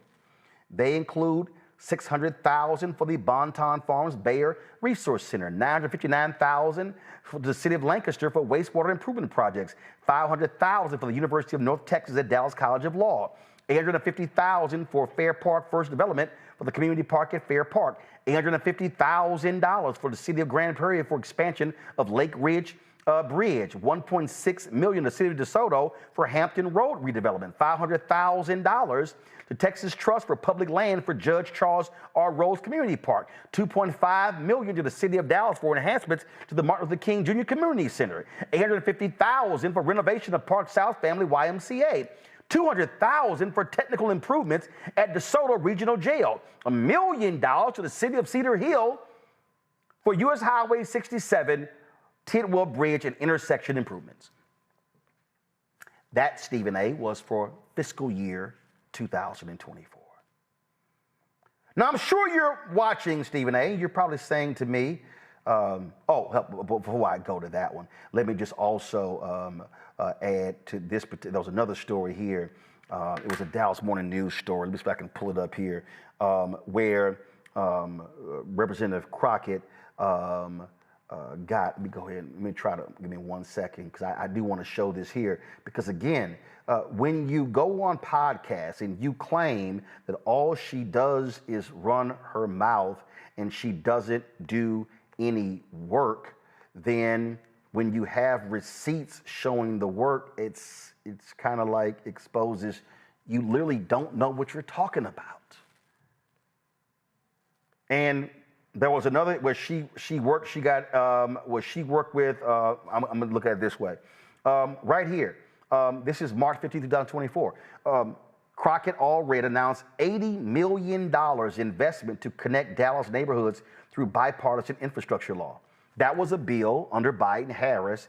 They got $80 million. Now, again, Stephen, you're probably sitting there saying, well, okay, Roland, that's fine because it's under Biden. Well, Stephen, you may not be aware, but that was an appropriation bill that Congress was going to vote for. And Trump ordered them not to vote for it. So what does that mean? That means that the projects that were supposed to happen didn't get funded. So what has happened in 2025? Well, Stephen A., there's a government shutdown right now. Why is there a government shutdown? Because it's a continuing resolution. And a continuing resolution means let's continue to vote to keep things as they are. No new projects. See, one of the things that, again, this is what happens, Stephen A., when you don't know shit about how government works. Members of Congress get to submit in the appropriations bill multiple projects. And what happens is, when they're going through the budget process, members of Congress get to submit the proposals. Now, again, this is why you gotta be careful, Stephen A., when you're just running your mouth and you don't know jack about politics. Go to my iPad, Anthony. In the U.S. House of Representatives, each member of Congress, each member, that's 435, Stephen A., Republicans and Democrats, they are allowed to submit a maximum of 15 community project funding requests, CPF, also known as earmarks, during the annual appropriation process. While this is a common limit for House members, the rules for congressionally directed spending in the Senate are different. What does it say right here? Each member is capped at 16. Funding was available only to state and local governments and certain nonprofit organizations. All submitted requests are required to be posted publicly on the member's website. And it details all these different things. Well, Stephen A., the problem is the House hasn't voted on the appropriations bill. That's what the continuing resolution. See, the reason we're in a government shutdown because the Republicans want to pass a CR, a continuing resolution, to fund the government as is until November 21st, so they can eventually actually pass an appropriations bill. So when you say she's just popping off criticizing Trump, well, Stephen A., the Republicans, Speaker Mike Johnson, has had the Democrats for 72 of the last 84 days not in session. Okay. So when you say, how many bills has the House passed in 2025?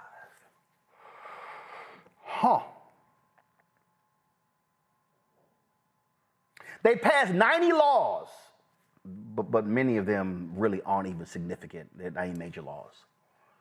So, Stephen A., when you say she needs to be working, well, it's kind of hard, Stephen A., to work, meaning pass bills, when the Republicans can't even pass bills because they in a recession. And so, you remember, you sit on congressional committees. You do congressional work. Those things actually happen. We have a segment here called the Crockett Chronicles, where we often will show her speaking on the committee that she actually sits on. That's actually called work.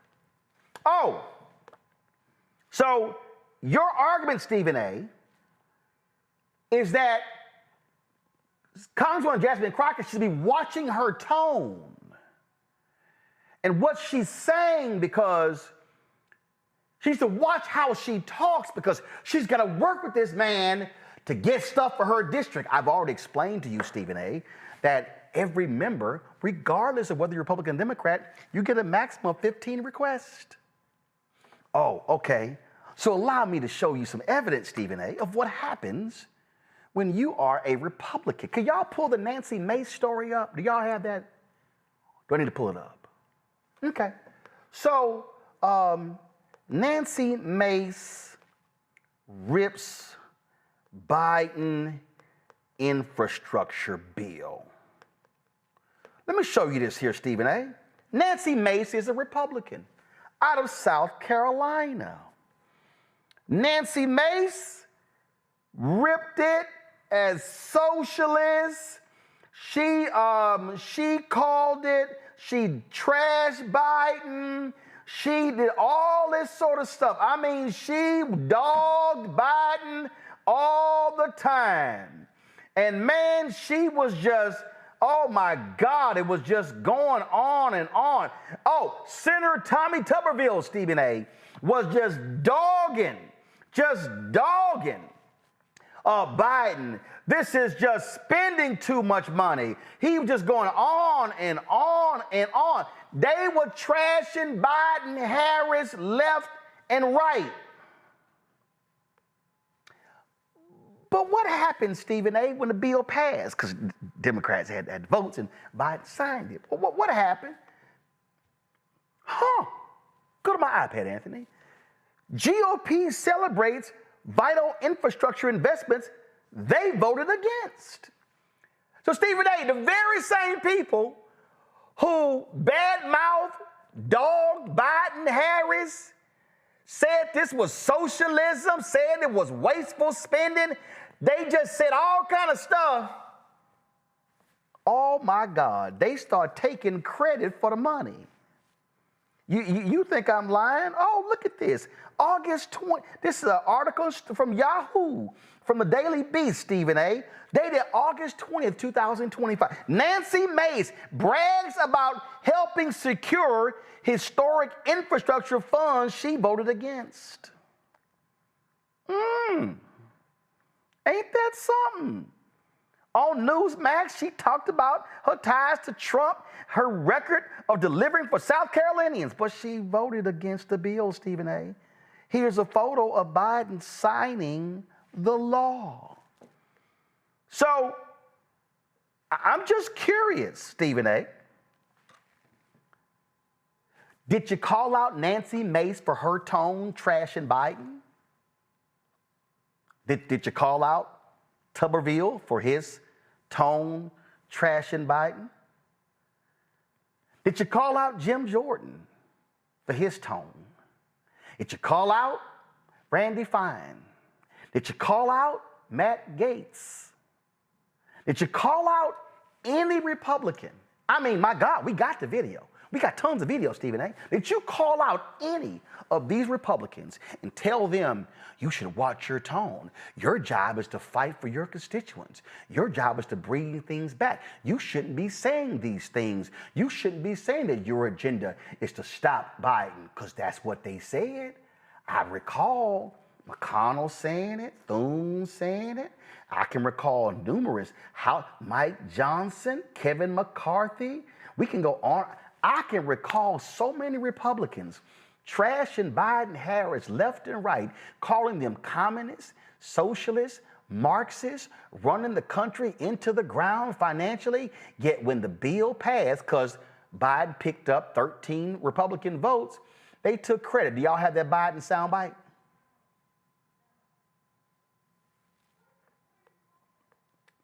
See, so Biden called out the Republicans. Biden called them out. He called them out, said, for taking credit. But again, I'm just trying to understand. Did Stephen A. call out any Republicans for the vicious language they used criticizing Biden, but then taking credit when the money starts showing up? What is the point I'm making here? The point I'm making here is real simple, Stephen A. You literally don't know anything about Congress. You know nothing about how the House works. You know about basketball, NFL, all sort of stuff like that. You don't know anything about this. You've done no research, Stephen A. You've done no studying. You can't even get the most basic fact correct, which is how many people she represents in the 30th Congressional District. You can't even get that right. And so here's why you get criticized. Because you pop off not knowing what you're talking about. And so you're trying to tell her how she needs to work with Trump when she doesn't work with Trump. In fact, she doesn't even meet with Trump, Stephen A. Trump meets with Democratic congressional leaders. Who is that? House Democratic leader Hakeim Jeffries. Senate Minority Leader Chuck Schumer. That's who deals with Trump. They deal with leadership. So if you're going to criticize Jasmine Crockett for her tone and how she's not doing her job, are you going to tell your audience on Sirius XM, and when you go on News Nation, and when you go on CNN, and all the rest of these places, are you going to tell them what she actually accomplished? Are you going to bother actually talking with a voter of the 3rd Congressional District? Because I'm one. My dad's one. My mom's one. My sister's one. Her daughter's one. The neighbors are voters. I could get you 100 or 200 or 500 to talk with. This is the problem. Stephen A., you make it easy for people to criticize you. And look, we cool. You can text me, I can text you, we can talk, we can communicate. I'm fine with all that. You can give your opinion. You can say, Crockett, her tone is wrong. But I better hear you calling Republicans out. But let's say you don't even do that. That's all. Fine. You can criticize Jasmine Crockett all you want to. But bro, you gotta get your facts straight. And you're popping off and running your mouth, and none of your facts are straight. And that's what makes you look silly. And see, had you had your facts straight, I would not have had to do this segment. Because I would have had nothing to work with. But you exposed yourself for your lack of political knowledge. And what's happening is these television bookers are putting you on because you are in quote mode. You say things that go viral, and they get excited by that. So guess what? The bookers at CNN and the bookers at Newsday, that's why Chris Cuomo ain't got no ratings. That's why he pulled Bill O'Reilly out the crypt and got you debating him. We know what all that is, and that's fine. Guess what? I don't care. That's great. But bruh, just do this. If you go on TV, and let me be real clear, when I did First Take 2 or 3 times, when I sat in for Michael Smith on His and Hers, I studied. I didn't come on the air just saying whatever. I brought facts about sports. So if I can do some studying about sports and speak from a factual base, bruh, you need to do the exact same thing. Talk about politics. Because if you don't, you're going to get dismissed as a blowhard. And I know you don't want to be seen as just somebody who's full of hot air. Ain't no facts backing them up. So do better before you start giving political advice. Call some people. Do some research. But stop saying stuff that's factually incorrect. We'll be back.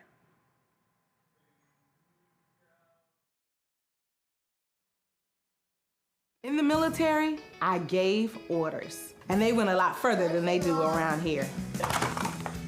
If there's one thing I've learned as a mom and foster parent of more kids than I can count, investing in their future isn't a choice.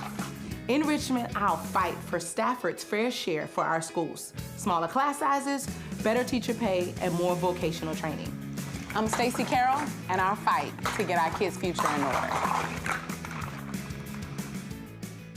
This week on The Other Side of Change. Book bans, anti-intellectualism, and Trump's continued war on wisdom. This is a coordinated backlash to progress. At the end of the day, conservatives realized that they couldn't win a debate on facts. They started using our language against us, right? Remember when we were all woke and the woke movement and all that kind of stuff? Now everything is anti-woke, right? When we were talking about including diversity, equity, inclusion, higher education, now it's anti-DEI. All this are efforts to suppress the truth because truth empowers people. You're watching The Other Side of Change, only on the Black Star Network. This is Eric Dickerson, and you're watching Roland Martin, Unfiltered.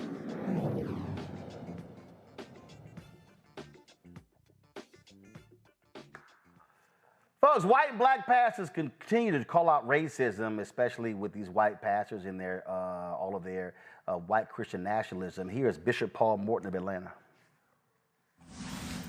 Bless you. I greet you in divine love. Listen, as a black preacher, I'm disappointed by many of our white evangelicals. I just need to know, when did they change their mind? Southern Baptists, white evangelicals, formed in 1845 by white Baptists who split from Northern Baptists over an issue of slavery and racism that Southern Baptists practiced. But in 1995, I thought they broke that racist generational curse because they apologized for their forefathers. Why did they change their mind? Or did they believe in their apology? It was wrong how Charlie Kirk died, but to get the Presidential Medal of Honor, to have the flag lowered in his honor, when his message was about degrading black people, to say Dr. Martin Luther King, who sacrificed his life for black freedom, was a bad man, to say he would be scared to get on a plane if he saw a black pilot, he would want to know, is he qualified? To say black women are not as smart as white women. And white evangelicals, that's your hero? Have you allowed a racist, unrepented criminal guilty of fraud, sex abuse, lying, 34 convicted crimes to poison your heart? Many want a law to make America a Christian nation. America is not a Christian nation, but it's a nation with Christians in it, because a racist life does not represent Christianity. Taking from the poor and giving to the rich does not represent Christianity.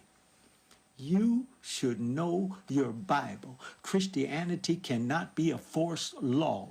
It must be a choice from the heart, not a shotgun wedding.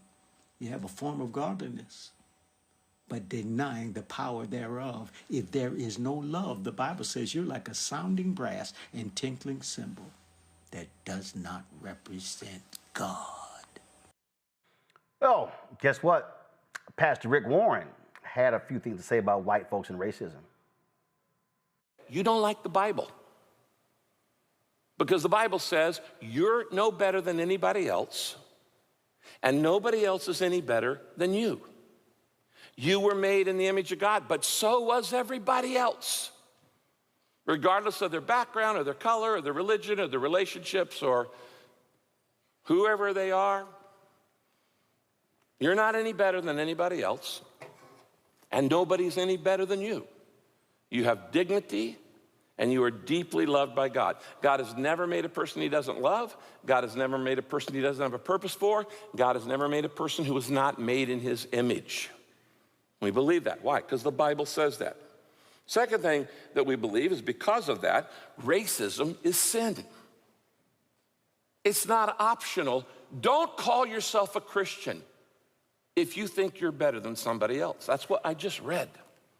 Don't call yourself a Christian. Because racism is not a skin issue, it's a sin issue. Racism is actually a form of idolatry. It says, I know better than God, and I can choose who's good and who's not. No, you're not. You can't do that, because you're not God, and I'm not God. And so we, in this church, reject all bigotry, all white supremacy. We reject all prejudice. We reject all racism. And so let me just try to be as clear as I can if you're new to Saddleback. If you think prejudice, racism, and bigotry is okay, you're not gonna like this church.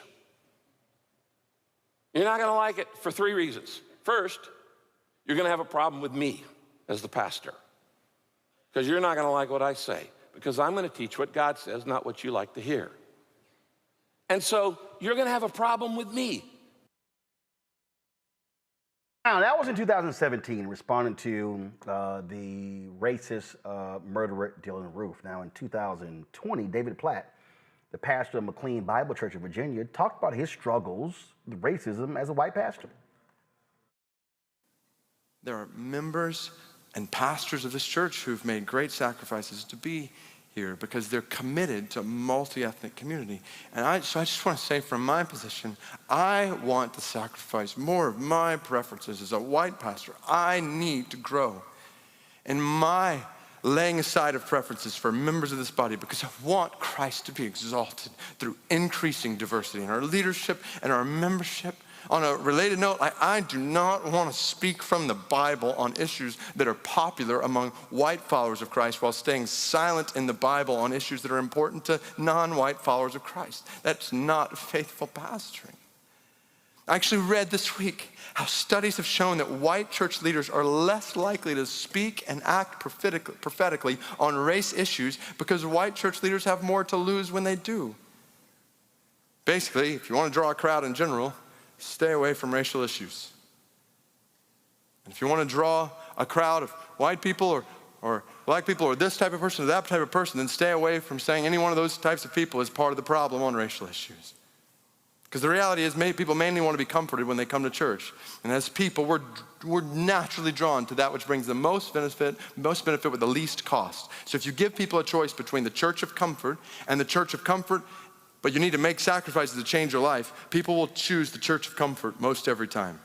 Which is why we've designed so much of the church culture the way we have today. And it's why we're so prone not to talk about issues that are uncomfortable to us. And I just want us to see that the Bible doesn't give us that option. Like Amos 5 doesn't give us that option. We cannot truly worship God while we stay silent on injustice in all kinds of areas. And I know as a white pastor, I have blind spots. So I am part of the problem. I need friends and fellow pastors around me from different ethnicities who help me see those blind spots. And I'm committed to listening and learning and loving, laying aside whatever contemporary church growth methodology says is the best way to grow the church, i.e. ignore the issues. I want us to do the exact opposite. I want us to hear God's word clearly on these issues, and then we can trust him with the growth of his church. See, Makongo, the issue we're dealing with, and granted, this is 2020. We had Pastor Deese on talking about white Christian nationalism. And what both of these pastors said, one in 2017, one through 2020, is just a reality. White preachers don't want to confront whiteness. They don't want to speak to it. And so they got all this stuff today praising Charlie Kirk, but they want to look over the stuff that he said. This Paul Ingracia guy. I can't wait to hear these white conservative evangelicals call out this man saying, oh, I got a Nazi streak. I can't wait to hear him call it racism. They're not, because they prefer his conservative views over his racist views. And some of them actually like both. Yeah, that's real.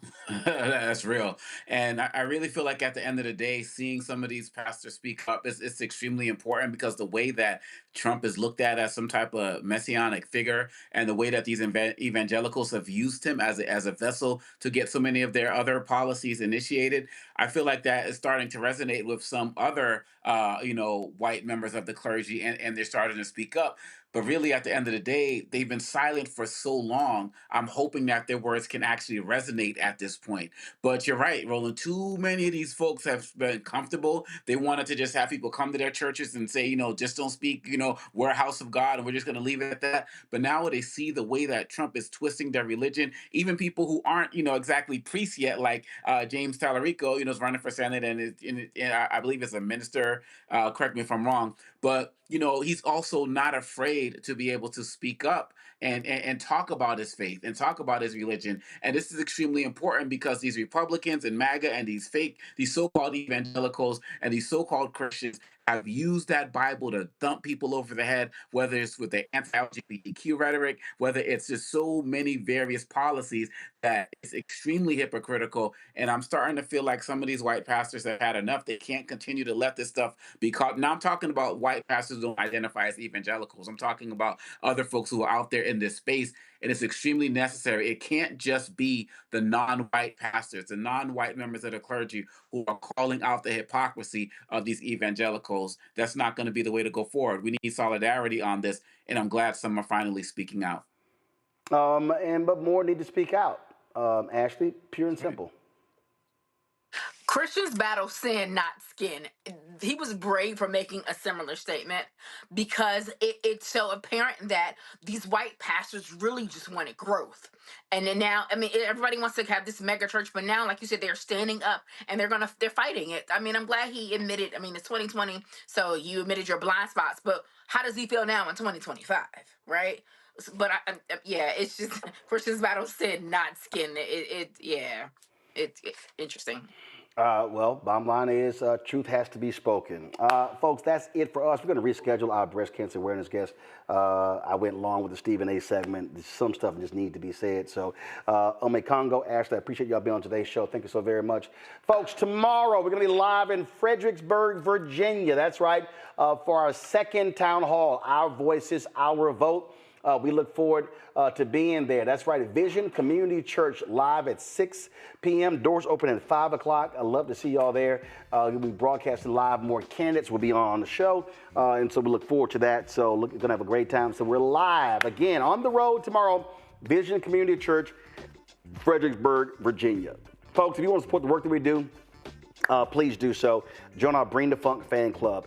Your dollars are critically important for our success. We ain't got millionaires and billionaires cutting us checks every single doggone month, but every week. But this is what we do. We do the work. And so we cover the stuff that other folk don't want to touch. And so you want to join our Bring the Funk fan club. You want to use Cash App, use the Stripe QR code. You see the bottom left-hand corner. That's for credit cards as well. PayPal is R Martin Unfiltered. Venmo is RM Unfiltered. Zelle, Roland at RolandSMartin.com. Roland at RolandMartinUnfiltered.com.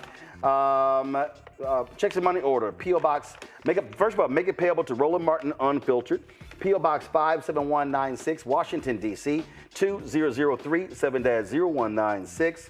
Download the Black Star Network app. Apple phone, Android phone, Apple TV, Android TV, Roku, Amazon Fire TV, Xbox One, Samsung Smart TV.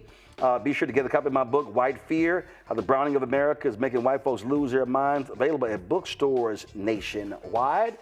Be sure to get our Black Star Network gear. That's right, Black Star Network gear at shopblackstarnetwork.com. That's right, our T-shirts. We got, our hats, hoodies, all that good stuff. So y'all be sure to check that out. Be sure to get our Black-owned products. You see all these products to my left right here. All these products are on our website. You see it, you name it, our backpacks, our toilet paper, chips, skin care, you name it, all these products available at shopblackstarnetwork.com. And see, when you support these products, you're also supporting blackstarnetwork.com because we get a portion of these proceeds. And so it's really, really, really important. I certainly appreciate if y'all go to shopblackstarnetwork.com, shopblackstarnetwork.com. Check it out. Also, download the app Fanbase. Be sure to get the app, download it, and all you want to invest, go to startengine.com/fanbase, startengine.com/fanbase. And let me shout out my alpha brother James Edmond, Delta Xi chapter. He sent me, he said he met me in St. Louis. So he sent me this Central State Marauders hoodie and also sent me for the summer this T-shirt right here. So you see it, property of Central State Marauders. And on the back of it, he got Roland 06. I've got the same thing on the back of this right here. So that's how you do it, Frat. I appreciate it. I didn't have any Central State gear. So he heard me mention it. And first of all, he sent the package. Man, he sent the package. No, that's when he, my bad. That's when he pledged. He pledged May 26, 1983. He was number 3. I was number 3. But I pledged 6 years later, spring 89. And so he heard me talk about it. And so I appreciate the Central State gear. Y'all know I only rep HBCU gear on the show when I've been to the campus. I gave the commencement address at Central State. That's why I'm wearing this gear.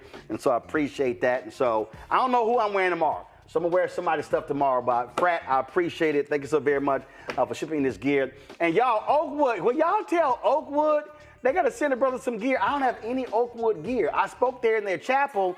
I don't have it. I ain't got an Oakwood hat. So if y'all can send me a T-shirt, I can wear it in the summer, and I prefer crew necks versus hoodies because I just hate all this back here. Actually, I want to get them chopped off. But if y'all got a hoodie, that's great. Send it to me. I appreciate it. Send me an email first, but Oakwood. I'm going through the list. I think I've been a 58 or 59 HBCUs. And I got a whole closet over here. It's all this HBCU gear, so I like to wear it on the show.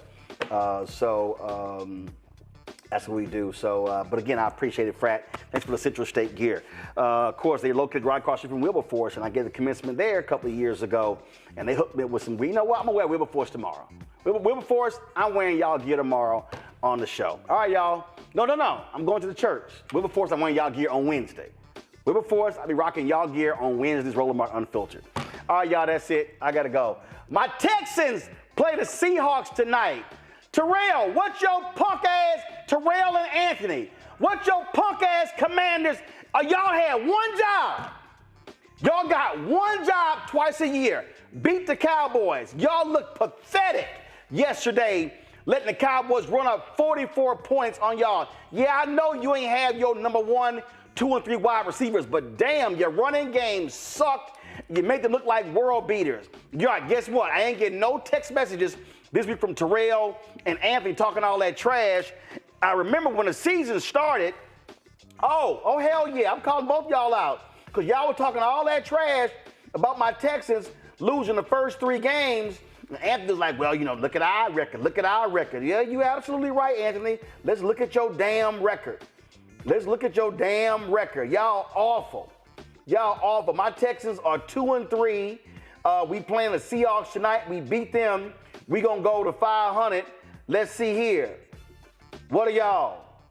3-4. Oops. Look like Anthony. 3-4 and 2-3 is the same. And now Anthony talking about it's too early. He don't want me to put them text messages he had from 2 weeks ago. Yeah, it's amazing how him and Terrell were real quiet. They were real quiet over the weekend. Not Terrell saying where the Super Bowl at. Terrell, your ass wasn't even born the last time y'all won a Super Bowl. Let me go. I'm going to see y'all tomorrow. Holla!